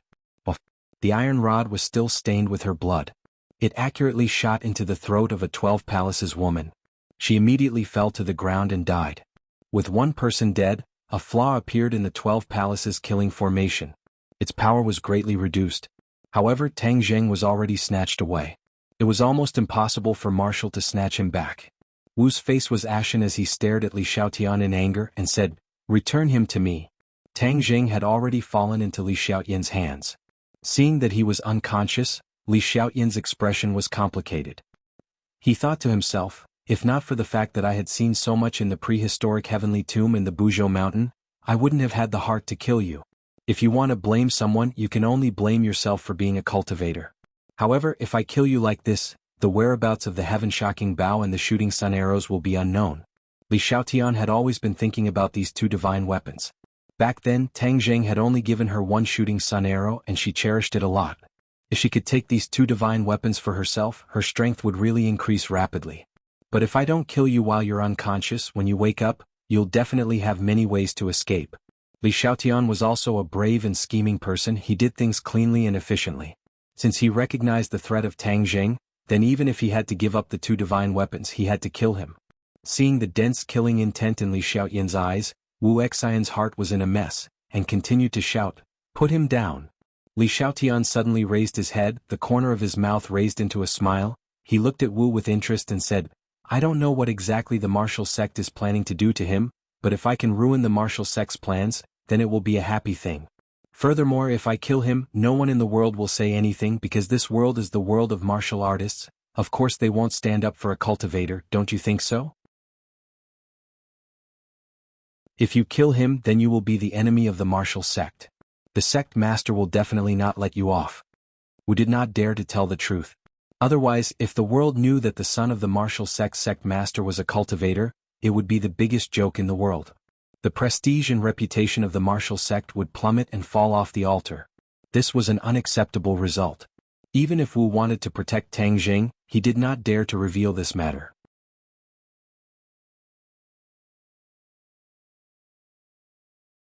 Chapter 471. Li Xiaotian suddenly grabbed Tang Zheng's neck. The powerful force was determined to break his neck in one go. "Don't!" Marshall subconsciously shouted to stop him, but it only attracted Li Xiaotian's cold smile. Boom! Suddenly, the sound of thunder in the sky caused the heaven and earth to tremble. Lightning tore through the night sky, illuminating the heaven and earth in a pale white. Whoosh! A ball of flame fell from the sky. It was as if a horn was blown. In an instant, dozens of balls of flame fell from the sky. Li Xiaotian's hand involuntarily stopped. He raised his head and looked at the sky in shock. What's going on? Balls of fire actually fell from the sky. Before Li Xiaotian could react, a few balls of flame fell in their direction. Li Xiaotian hurriedly shouted, "Dodge!" He grabbed Tang Zheng and dodged to the side, but a girl from the 12 zodiacs was one step slower and was touched by the flames. It was as if she was drenched in gasoline. With a single touch, she turned into a large fireball in the blink of an eye. This flame was very strange. In less than a minute, that person was burned to ashes, leaving only a mournful scream that still echoed in everyone's ears. The 12 zodiacs lost 2 members. The power was greatly reduced. The key was that everyone was looking at the sky in shock, not knowing what was going on. Brr. Suddenly, 2 roars sounded in the sky, only to see the dark clouds rolling, the flames and lightning reflecting each other. The scene was terrifying. Li Xiaotian temporarily forgot about Tang Zheng in his hand. He stared blankly at the black clouds, muttering as if he was sleep-talking, "Demon beast, it's a demon beast." Demon beasts appeared in the sky above the capital, and it was not 1 but 2. These 2 demon beasts were fighting fiercely. However, the fire at the city gate affected the fish in the moat. The flames falling from the sky immediately ignited the houses on the ground. Fortunately, this area was not bustling, and because it had just rained, the houses were wet, weakening the power of the flames. But even so, 2 houses were emitting billowing black smoke. Many people were rushing out of the buildings, screaming in panic. Wu Yi looked at the sky in confusion, but in the next moment she retracted her attention and looked at Tang Zheng. Whoosh! A figure flashed. Marshall was like a cool breeze, directly arriving in front of Li Xiaotian. Li Xiaotian reacted quickly, the tip of his foot touched the ground and quickly retreated, while the other helpers also quickly stood in front of Li Xiaotian to protect him, blocking Marshall's attack. Li Xiaotian came back to his senses and said, "The world is really in chaos, such a powerful demonic beast actually appeared in the capital. A long night without sleep is full of dreams. I will kill Tang Zheng right now." Li Xiaotian tightened his grip, and Tang Zheng's neck made a cracking sound, as if his bones were breaking. Marshall's eyes were about to split open, and Zhuang Ruo roared crazily, but to no avail. Just at this moment, a bolt of lightning and flames simultaneously landed on Li Xiaotian's position. Li Xiaotian hastily reacted, and missed the opportunity to kill Tang Zheng. Li Xiaotian stomped his feet in hatred. He raised his head to look at the sky, only to see the black clouds dissipating, revealing the 2 colossal creatures hiding behind the black clouds. Li Xiaotian could not help but exclaim, "Thundercloud Beast." Yes, one of the colossal creatures in the sky was the Thundercloud Beast, and the other colossal creature was a pair of fiery red wings. The big bird spat out flames, dyeing the sky red. The Thundercloud Beast was not to be outdone. Lightning covered the sky as it fought with the big bird happily. What kind of demonic beast is this big bird? This question popped up in Li Xiaotian's mind, but in an instant her attention shifted to Tang Zheng in her hands. Since the Thundercloud Beast had appeared in the capital, if she did not immediately get rid of Tang Zheng, then there would be no chance. If Tian Chanzi also appeared, then she would not have the chance to escape. But when she reacted, it was already too late. The Thundercloud Beast in the sky had already discovered Tang Zheng on the ground, and could not help but widen its eyes. It roared towards the sky, and like a whirlwind, it descended from the sky, heading straight for Li Xiaotian. The 12 zodiacs hurriedly blocked, but only saw a flash of lightning, and 10 people were immediately entangled by the lightning, turning into charcoal and falling to the ground. The Thundercloud Beast completely disintegrated the famous 12 zodiacs, and sent out a bolt of lightning, heading straight for Li Xiaotian. Li Xiaotian let out a strange cry, threw Tang Zheng towards the lightning and quickly retreated. She knew that it was already too late. With the protection of the Thundercloud Beast, she would not be able to harm Tang Zheng. Just as the lightning was about to hit Tang Zheng, the lightning disappeared without any warning, and the Thundercloud Beast's claws grabbed onto Tang Zheng, sending him to lie on its back. Marshall was not unfamiliar with the Thundercloud Beast. Seeing this situation, he could not help but heave a sigh of relief, then fiercely stared at Li Xiaotian, gritted his teeth and said, "Li Xiaotian, I am not done with you." Li Xiaotian was unmoved and said, "If you want to deal with me, then wait until next time." Before she finished speaking, she glanced at Tang Zheng and unwillingly turned around and ran. She knew that she was not a match for Marshall, and was even more not a match for the Thundercloud Beast, so it was better to leave first. Chirp. With a bird cry, the big bird flapped its wings and swooped down, spitting out another stream of flames from its sharp beak. The Thundercloud Beast raised its head and retaliated. The flames and lightning collided in the air, creating dazzling sparks. "Flame bird, you are not my match. Obediently surrender," the Thundercloud Beast said directly. The flame bird was not an ordinary demonic beast, it could also speak human language. It sneered, "Thundercloud Beast, you betrayed Master. Master is looking everywhere for your whereabouts. Now that I have found you, let's see how you escape. Your death is not far away." "Flame bird, it's your business that you are willing to recognize that person as your master. You don't have the ability to kill me," the Thundercloud Beast said angrily. Marshall listened to the conversation between the two at a loss. He was extremely curious about the master they spoke of. Just who could subdue such a powerful demonic beast? "When I capture you, Master will definitely be very happy," the flame bird said excitedly. "Then let's see if you have the ability." The Thundercloud Beast soared into the air and pounced towards the flame bird. The two demonic beasts fought in the sky in an earth-shattering manner. However, Tang Zheng acted as if nothing had happened, and continued to sleep on the back of the Thundercloud Beast. Marshall stared blankly at the scene in the sky. He let out a long sigh and said faintly, "This time the world is really going to be in chaos. How can such a huge commotion be hidden from the world? Indeed, he could not hide it. In the past few days, too many unbelievable things had happened in the capital. A few days ago there was an earthquake, and just now there was lightning and thunder as well as a violent storm.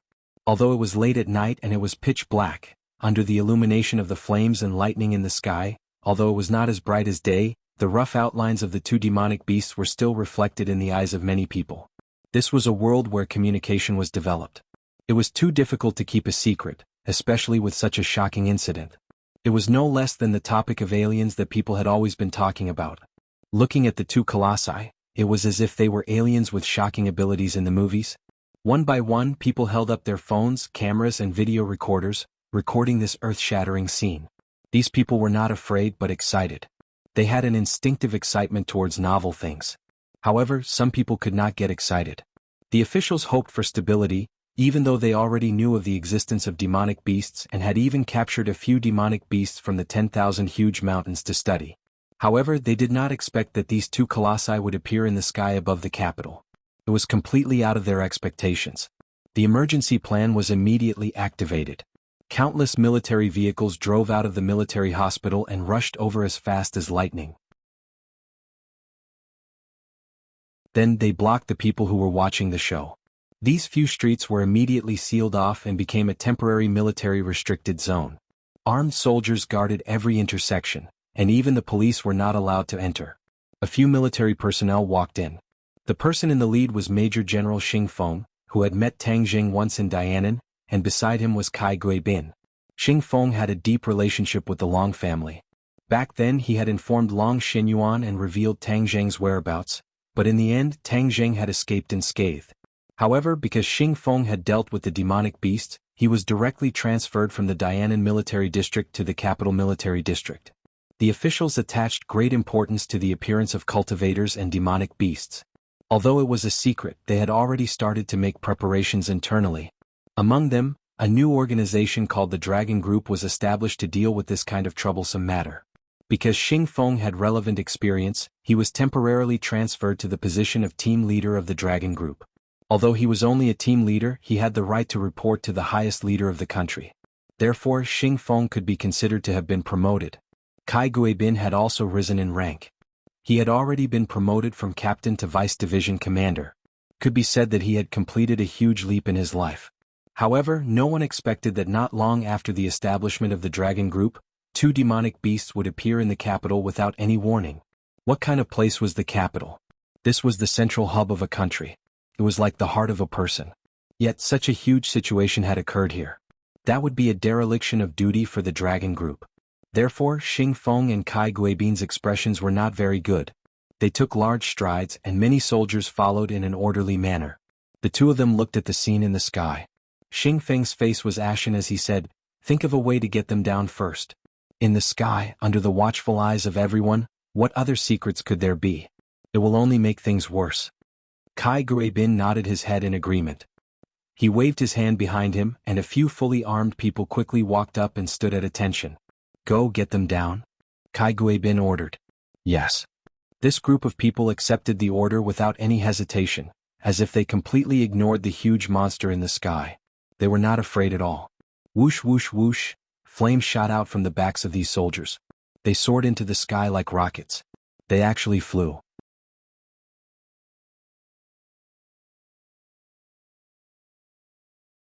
Chapter 472. After these soldiers soared into the sky, they floated in the air with the two beasts.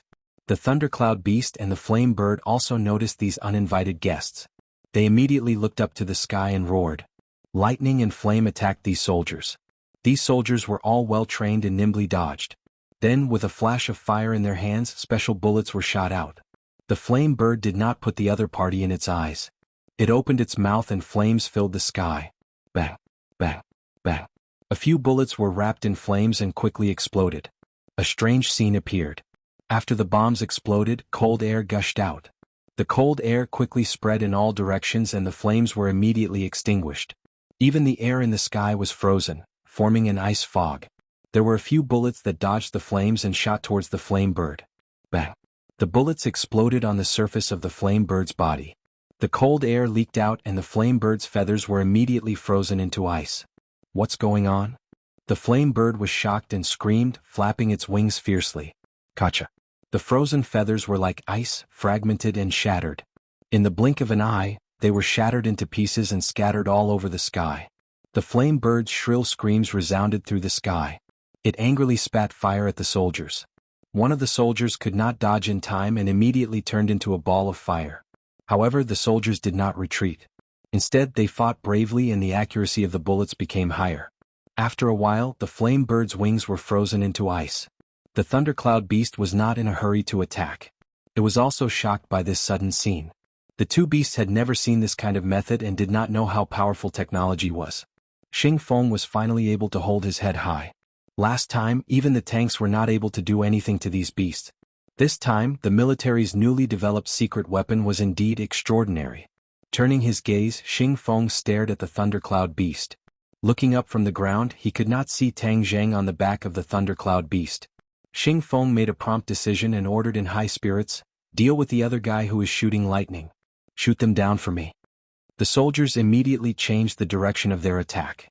A few bullets flew towards the thundercloud beast. The thundercloud beast quickly flapped its wings. Whoosh! A strong wind blew and many of the bullets were blown away. With a flash of lightning, a large net of lightning appeared in front of the thundercloud beast. When the bullets hit the net, cold air filled the air, and the net quickly disintegrated. The thundercloud beast was furious. It roared and a bolt of lightning descended from the sky. The two soldiers were instantly struck by the lightning and turned into charcoal. This completely infuriated Xing Feng. He immediately ordered, "Kill them. Kill them all." The sky immediately turned into a battlefield. Lightning, flames, and ice intertwined. It was incomparably tragic. Because the flaming bird was already injured, it flew shakily. Its movements were obviously restricted. After taking a few more bullets, one of its wings was already broken. If it wasn't for the ice sealing his blood vessels, it would have rained blood on the spot. Even so, the firebird's combat power was greatly reduced. Bang! Suddenly, there was a muffled sound as another bullet shot towards the flaming bird. The flaming bird couldn't dodge in time and could only spit fire in response. The bullet exploded, but this time it wasn't cold air that gushed out. Instead, it was a large net that caught the flaming bird. Chirp! The flaming bird let out a shrill cry, and the large net flickered with lightning. It was obvious that the large net itself was electrified. The flaming bird kept struggling, but its struggle was getting weaker and weaker. It was obvious that the lightning was working. Seeing this, the thundercloud beast's heart trembled. Moreover, it was carrying an injured soldier on its back. It immediately flapped its wings and flew away. "Catch it!" Xing Feng saw this and hurriedly shouted. The soldiers rushed up with booster rockets under their feet, wanting to stop the thundercloud beast. However, it was all in vain. The thundercloud beast wasn't injured at all. Although it was afraid of the bullets, these people couldn't stop it if it wanted to leave. Seeing the thundercloud beast disappear into the sky, Xing Feng unwillingly stomped his feet. He scolded, "Are you all useless? You have such powerful weapons in your hands but you can't stop a monster?" The soldiers were dejected but no one dared to talk back. Seeing this, Kai Guibin persuaded, "Team leader, calm down. Everyone has done their best." Xing Feng couldn't disrespect his adjutant, so he nodded with a sullen face, "Don't do it again. Go back and study the tactical problem. Think clearly about what to do next when we encounter these monsters." The soldiers gratefully looked at Kai Guibin and hurriedly retreated. The flame bird fell to the ground and was dragged into a huge truck and taken away. Clearly, the flaming bird couldn't escape the fate of being used as an experiment. Although Xing Feng felt a little regretful, he was still happy. Because this time, the flaming bird was clearly more powerful than the previous ones. It had more research value. Although the Dragon Group couldn't shirk the responsibility of such a huge disturbance in the capital, Xing Feng had been a government official for many years. He knew the principle of turning bad things into good things. This could be seen as the first operation since the establishment of the Dragon Group. Furthermore, the results were quite good. He could report this to his superiors to cover up the mistakes of the Dragon Group. Thinking of this, Xing Feng's face relaxed, and there was even a trace of joy. Suddenly, his eyes narrowed as he stared at the graceful figure in the distance. "Why is she here?" Kai Guibin also saw Wu and his heart skipped a beat. He said in a low voice, "Team leader, she is from the martial sect. Don't act rashly." Since they were the two officers of a special organization like the Dragon Group, they definitely knew about the three big organizations. They couldn't help but fear the martial sect. Isn't the martial sect always in charge of hunting cultivators and demonic beasts? They must have been attracted by the two demonic beasts in the sky. Kai Guibin found a reason for Wu.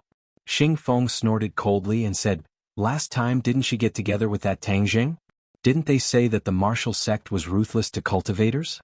Why is she so special to Tang Jing? Could it be she left the martial sect?" Kai Guibin immediately denied it. "Impossible, the martial sect is not an ordinary organization. The members are all very loyal, and betrayal means death. No one would do such a thing." Xing Feng was just casually saying it. Of course he knew this, but he was still brooding over Wu Jiao's attitude last time. Because, from the beginning to the end, Wu did not give him any face. Furthermore, he was also very puzzled as to why he was still alive and well even though he had leaked Tang Zheng's whereabouts last time. This didn't make sense. Only the people involved knew about the battle between Tang Zheng and Long Xinyuan. Even if Xing Feng scratched his head, he still couldn't figure out the reason behind it. In the future, when the Dragon Group grows stronger, what martial sect, it won't be a problem. If they dare to act recklessly, we will still take care of them. Xing Feng thought to himself. She did not expect the military to come over and capture a demonic beast at lightning speed. She looked at the other party with a complicated expression.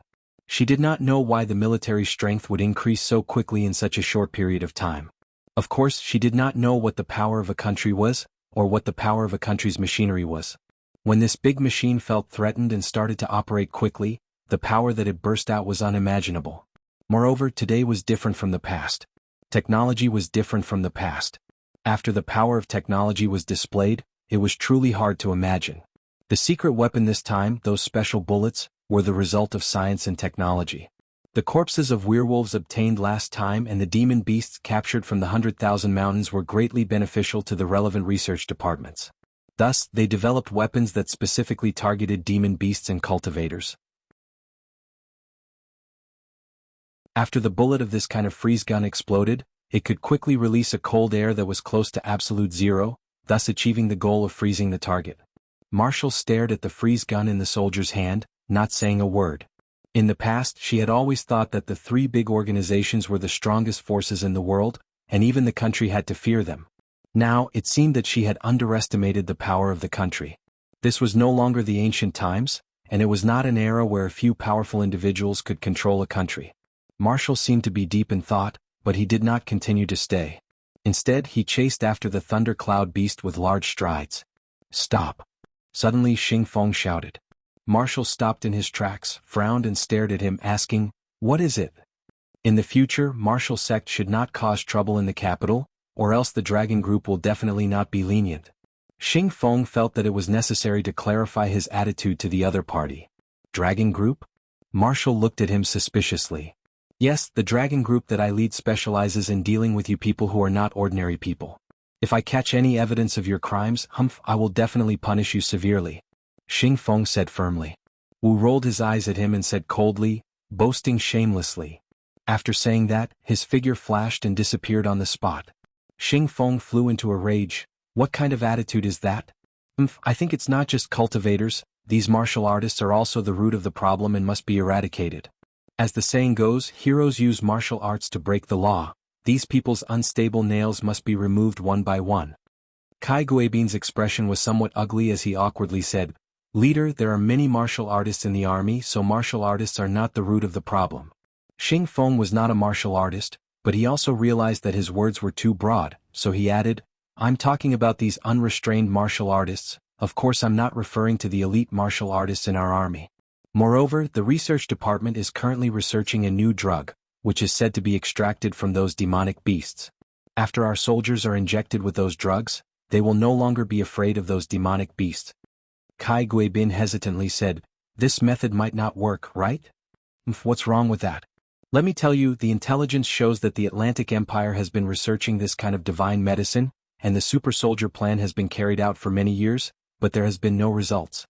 But this time, our country is ahead of them, and in the future, our super soldier will definitely sweep the world, and no one will be our opponent, and our Dragon Group will become the most powerful organization in the world."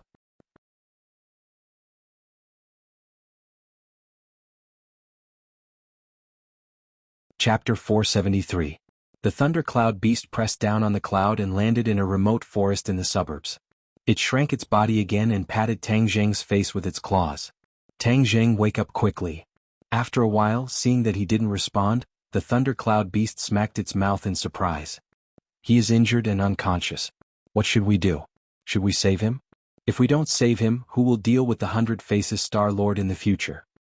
This time, the thundercloud beast was ordered by Tian Chanzi to report the situation to Tang Zheng in the capital. On the way, it happened to encounter the flame bird. The thundercloud beast was no stranger to the flame bird. They had crossed swords in the 100,000 mountains. Seeing the flame bird acting sneakily, the thundercloud beast became suspicious. In the end, it followed the flame bird all the way to the capital. Unexpectedly, it was discovered by the flame bird. The two sides met and fought. During this time, the thundercloud beast finally figured out one thing.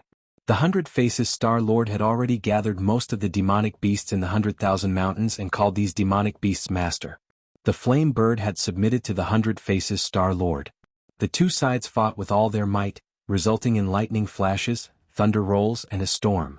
But who would have thought that because of this, the thundercloud beast would coincidentally meet Tang Zheng and even save him? The thundercloud beast was originally subdued by Xiao Bai and was tied to the rope of Tang Zheng.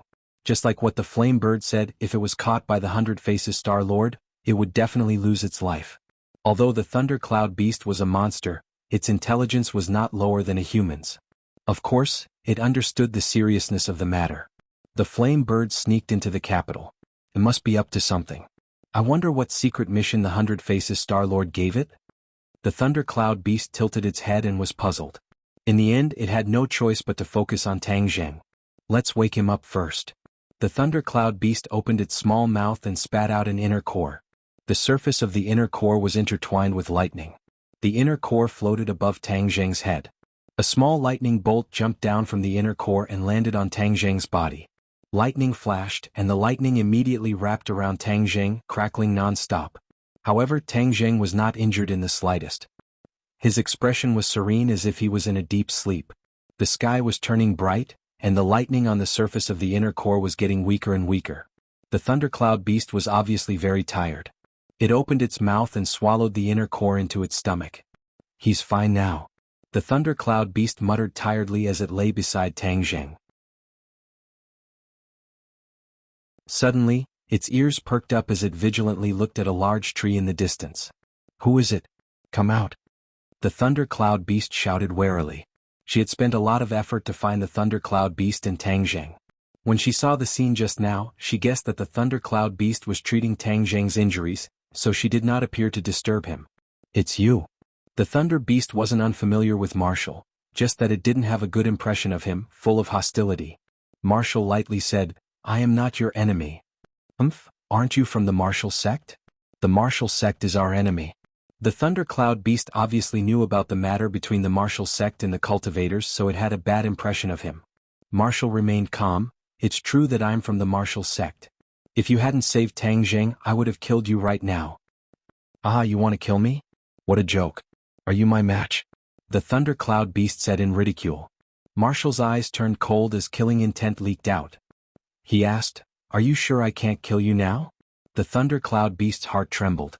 Just now, in order to heal Tang Zheng, it had already used up too much of its innate qi. It was no longer a match for Marshall. Seeing that the thundercloud beast was speechless, Marshall did not press on. Instead he asked, When will he wake up? Anytime. The thundercloud beast said snappily. With that said, Tang Zheng slowly opened his eyes. The attention of the man and the beast was immediately attracted. Marshall asked with concern, Tang Zheng, are you all right? Tang Zheng sat up, looked at her suspiciously and said, I'm fine. He only felt that he had fainted in the Ye family, but why was he in the wilderness with Marshall? However, his gaze was quickly attracted by the thundercloud beast. He asked in surprise, Didn't you leave with Tian Chanzi and the others? Why are you here again? It's a long story. The thundercloud beast sighed with emotion. Then we'll talk about it later. Tang Zheng waved his hand and stopped it.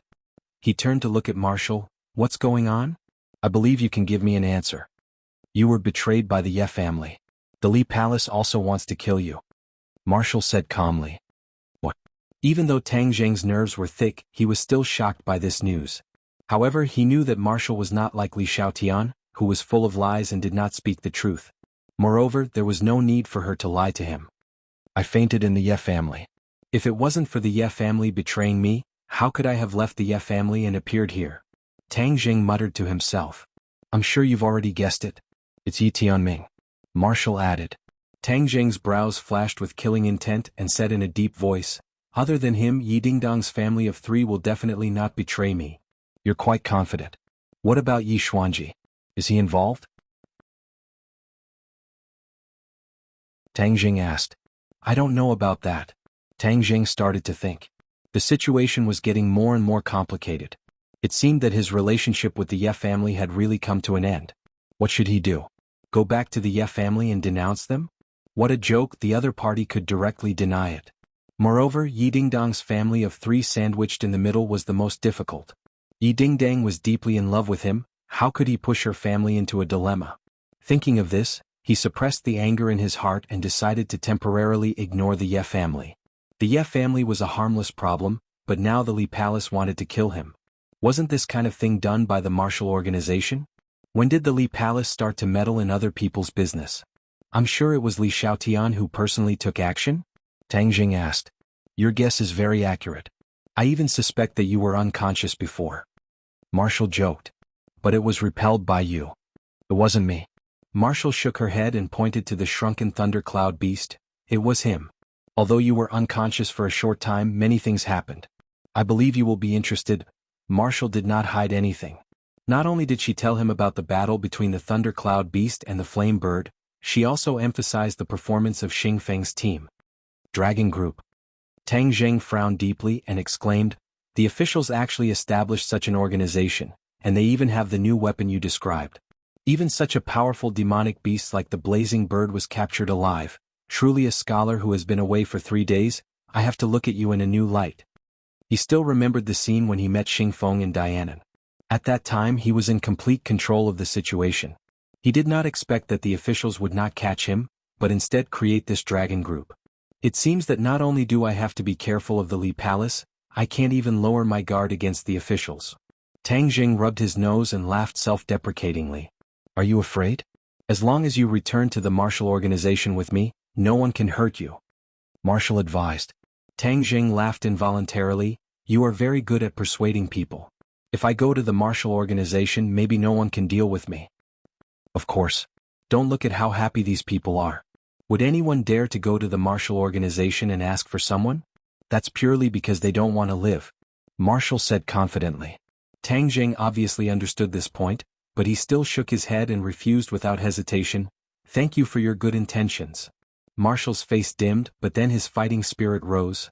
I said that I would wait until the day you go to the Marshall Organization. I will not give up. Tang Jing shrugged, speechless. If there's nothing else, I'll take my leave first.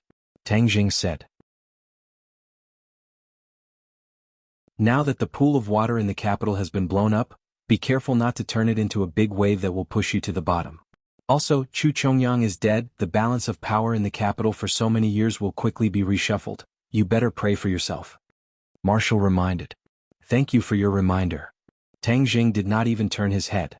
The thundercloud beast quickly followed, and when he was sure that Marshall had been left far behind, he asked in a low voice, Thundercloud beast, how are Tian Chanzi and the witch clan? They have already found the monastery. The small country over there is in turmoil. Whoever is strong will be able to stand firm. No one is their match. The thundercloud beast said proudly. Tang Jing believed in their strength. Moreover, with Tian Chanzi who had lived for thousands of years, dealing with them, he could indeed guarantee their safety. The 100 Faces Star Lord has already gathered all the demonic beasts in the 10,000 huge mountains. Although I don't know what he plans to do, it's definitely not a good thing. The thundercloud beast said. Tang Jing's heart trembled. The name 100 Faces Star Lord meant unknown danger. Since he had gathered all the demonic beasts, then the world would truly be in chaos. However, Tang Jing's current strength was still lacking, so it was of no use. If necessary, we can leak some information to the officials or the Marshall Organization and let them investigate the 100 Faces Star Lord. Tang Jing pondered. Thundercloud Beast, go back and tell Tian Chanzi to act according to the plan. For the time being, hold back the troops and accumulate strength. When necessary in the future, we will take advantage of the situation. Do you understand? Tang Jing instructed. Yes, I understand. However, Tian Chanzi has been talking about finding the heaven and earth obsidian all day long. I wonder if you have any clues? The thunder cloud beast asked casually. Tang Jing's heart thumped. Of course he had clues about the heaven and earth obsidian. Who knew how many pieces were buried in the imperial city? There were also some in the southern sea dragon palace. However, he was not prepared to tell this secret to anyone, not even Tian Chanzi. He understood the importance of the heaven and earth obsidian. This was related to the secret of the heavens beyond heaven. It was also related to the problem of whether or not the cultivators would return. Tian Chanzi wholeheartedly wanted the cultivators to return. However, Tang Jing was still indecisive. He was afraid that the cultivators would set off a reign of terror in this world. The heaven and earth obsidian must be in my hands first. I can only take it out when necessary. Tang Jing made up his mind and decided to continue keeping this secret. Tian Chanzi also asked me to tell you another thing. He is worried that you will encounter a lot of trouble in the capital. Furthermore, the four symbols Venerable and Xiao Bai will not be able to make a move most of the time, so he found you a helper. The thunder cloud beast said. Helper? Yes, he said this helper is called Huang Ziang. Huang Ziang. Tang Jing suddenly realized.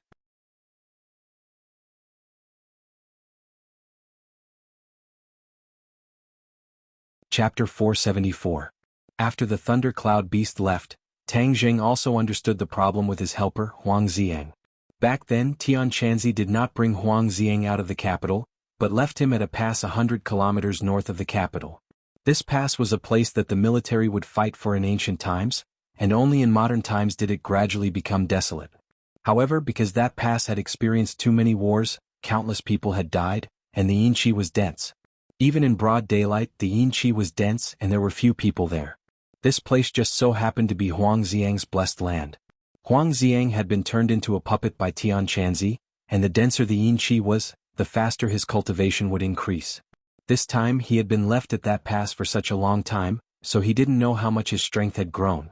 Tian Chanzi reckoned that Tang Jing lacked helpers, so he sent a letter to him to bring Huang Ziang out. Tomorrow is the final exam. After the exam we'll go to that pass. Tang Jing returned to school to prepare for the final exam, but at this moment the Yen family welcomed an uninvited guest. Yen Padian personally welcomed them at the entrance. It was extremely grand. Yen Qishan and Yen Luyun stood on his left and right, but Yen Qingyi was not present. Normally she would be cultivating in the Taoist temple. Li Xiaotian strolled over. Her face was as calm as an ancient well. No one could see through her thoughts. Saintess, your presence brings light to my humble abode. Yen Padian greeted him with a smile. Logically speaking, with Li Xiaotian's cultivation, he would not be able to withstand such a huge battle formation from the Yen clan. However, she was the holy maiden of Li Palace, and if nothing unexpected happened, she would inherit the position of Palace Master of Li Palace in the future. Furthermore, the Yen family had always had a close relationship with Li Palace, so of course they would show the importance they deserved. Li Xiaotian nodded slightly but did not say much. The guest and host passed through the layers of courtyards and arrived at the main hall to take their seats. Li Xiaotian went straight to the point. Elder Yen, I have something to trouble you with this time. Holy maiden, there's no harm in saying so. Yen family being able to share the burden of the Li Palace is our honor. Yen Padian said amiably. Help me kill Tang Jing. Li Xiaotian said murderously. The three generations of the Yen family all revealed shocked expressions at the same time. Yen Padian hurriedly restrained the strange expression on his face and asked, could it be that this person provoked you, holy maiden? Li Xiaotian shook his head. This person will be a big problem in the future. We have to get rid of him before he spreads his wings. The Yen family had previously heeded Yen Qingyi's suggestion and intended to help Tang Jing, but they had not expected that the Li Palace would actually make this decision, which was completely contrary to the Yen family's decision. Yen Qishan and Yen Liuyun's expressions were somewhat unnatural. This time the Yen family was in a difficult situation.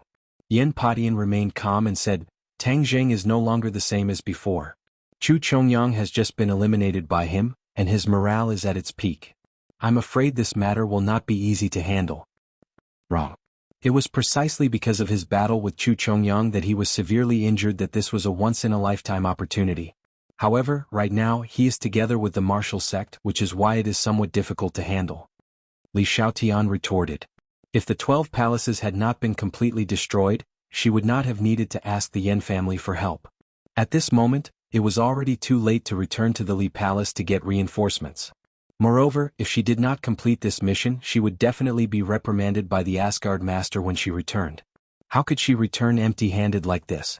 The relationship between the Yen family and the Li Palace was not shallow. Asking the Yen family for help was giving them a chance. The Yen family would definitely seize this opportunity impatiently and deepen their relationship with the Li Palace. But unexpectedly, Yen Padian did not immediately agree. Instead, he became silent. Li Xiaotian looked at him in astonishment, and the atmosphere instantly became strange. You don't agree? Yen Padian did not comment and said, Holy Maiden, since you have no way to deal with him, what can we do? This was clearly an excuse, even a fool could hear it. Yen Qishan turned pale with fright. He did not expect his father to reject Li Xiaotian so firmly. This would definitely harm the relationship between the Yen family and the Li Palace. Father? Yen Qishan impatiently called out, wanting to remind his father. Yen Qishan purposely glanced at Yen Qishan. Yen Qishan's heart trembled and he subconsciously kept quiet. Obviously, Yen Padian had already made up his mind.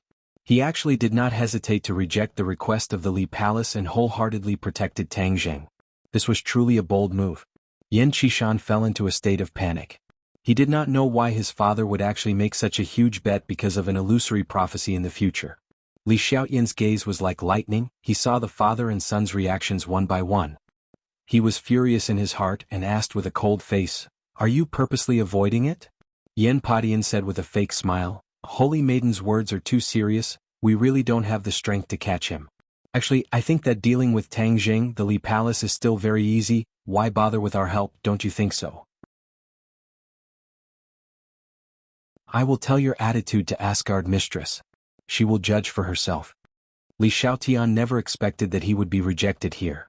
Yen Padian sighed and said helplessly, Our intentions towards the Li Palace will never change. I hope that Asgard Mistress will know our painstaking efforts. She will naturally know. Your Yen family is really good, Li Xiaotian stood up and walked out. Yen Qishan immediately followed and said, Holy Maiden, I'll send you off. After the two of them left, Yen Luyun asked suspiciously, Grandfather, why did we reject the Li Palace's request? If we don't refuse, are we really going to send someone to kill Tang Zheng? Yen Padian asked as he looked at him with a burning gaze.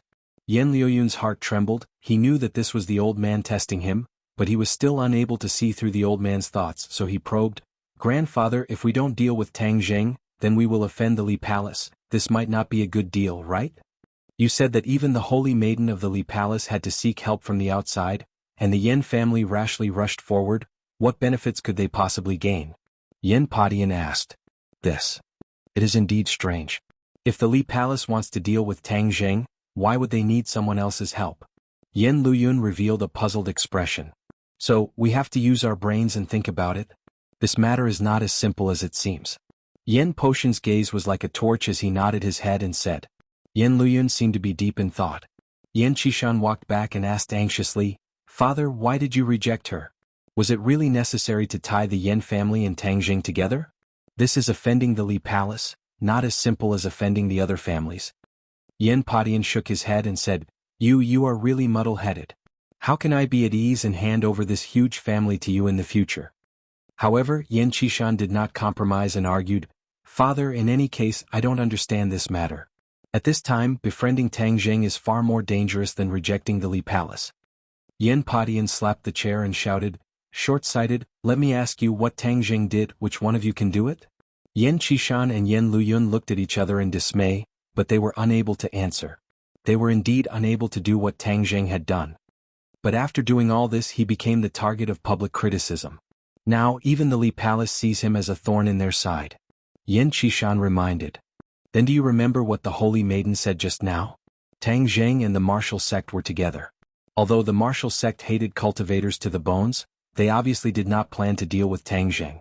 Furthermore, the intelligence showed that martial sect had always been in contact with Tang Zheng. This showed the martial sect's attitude towards Tang Zheng. For a cultivator to be able to make the martial sect have such an attitude, do you think it's simple? Yen Padian asked with a powerful voice. Yen Qishan was speechless. After a long while he said unwillingly, but it wasn't easy for us to get on the Li Palace's good side. Now, it seems that all our previous efforts will be ruined. Yen Padian let out a long sigh and said, if you gain something you will definitely lose something. I have a feeling that Qin Yi's prophecy might really be correct. Yen Qishan's heart skipped a beat. If that prophecy was true, then Tang Jing would save tens of thousands of people from water and fire in the future. It was hard to imagine what kind of turmoil would occur in the world. In short, pay close attention to the situation in the capital. Last night even demonic beasts appeared. Although the officials have already refuted the rumors, I feel that the day when cultivators truly enter the eyes of the public is not far away. Yen Padian analyzed. Regarding the strange phenomenon in the sky last night, the officials had released a rumor early in the morning, saying that it was the special effects of a film company shooting a movie and not some ferocious beast. Furthermore, the video on the internet had been completely deleted. Although it was still a hot topic, the situation had been temporarily under control. Just as Tang Jing returned to school, Yi Tianlei's call came, asking about Tang Jing's situation. Tang Jing also mentioned the matter of him being betrayed last night. After hearing this, Yi Tianlei was extremely furious, and swore that he would definitely go and settle the score with Yi Tianming. Regarding this, Tang Jing did not hold much hope, nor did he expect to be able to do anything to Yi Tianming. Moreover, Tang Jing had too many things to do right now, so he did not have the time to deal with him for the time being. Hearing that Tang Jing was safe and sound under the King of Medicine's treatment, Tang Jing was relieved. However, when he heard that the King of Medicine was still in the Ye family, he had an idea and asked Yi Tianlei to tell the King of Medicine to come to Yenqing University for a chat. He believed that this old man would definitely keep the appointment. Sure enough, in the afternoon the King of Medicine found him. Although the King of Medicine already knew about Tang Jing's identity as a cultivator, he did not take it to heart at all. What he cared about was the problems in medicine. As for other disputes, he did not care about them at all. Therefore he gladly accepted Tang Jing's invitation. There was too much medical knowledge on Tang Jing that he wanted to know. For example, the life-continuing pill was a secret that he wanted to know. King of Medicine, I want to ask you for a favor. Tang Jing said straightforwardly, I want to sell the life-continuing pill. The life-continuing pill was too magical. If Tang Jing directly sold it to the public, many people would doubt its authenticity. However, if the King of Medicine handled this matter, no one would doubt that his authority in this area was much stronger than Tang Jing's. Moreover, the King of Medicine knew too many people who needed this thing and could afford it, so he had to be the middleman. You're tuning in to the Han Li's Wuxia Chronicles YouTube channel. We're so grateful for your support, and don't forget to subscribe to join us on this incredible journey through captivating stories. Your generosity through donations truly makes a world of difference, as it's the primary source of revenue that allows me to expand and enhance this channel for you. Thank you from the bottom of my heart for being a part of this adventure.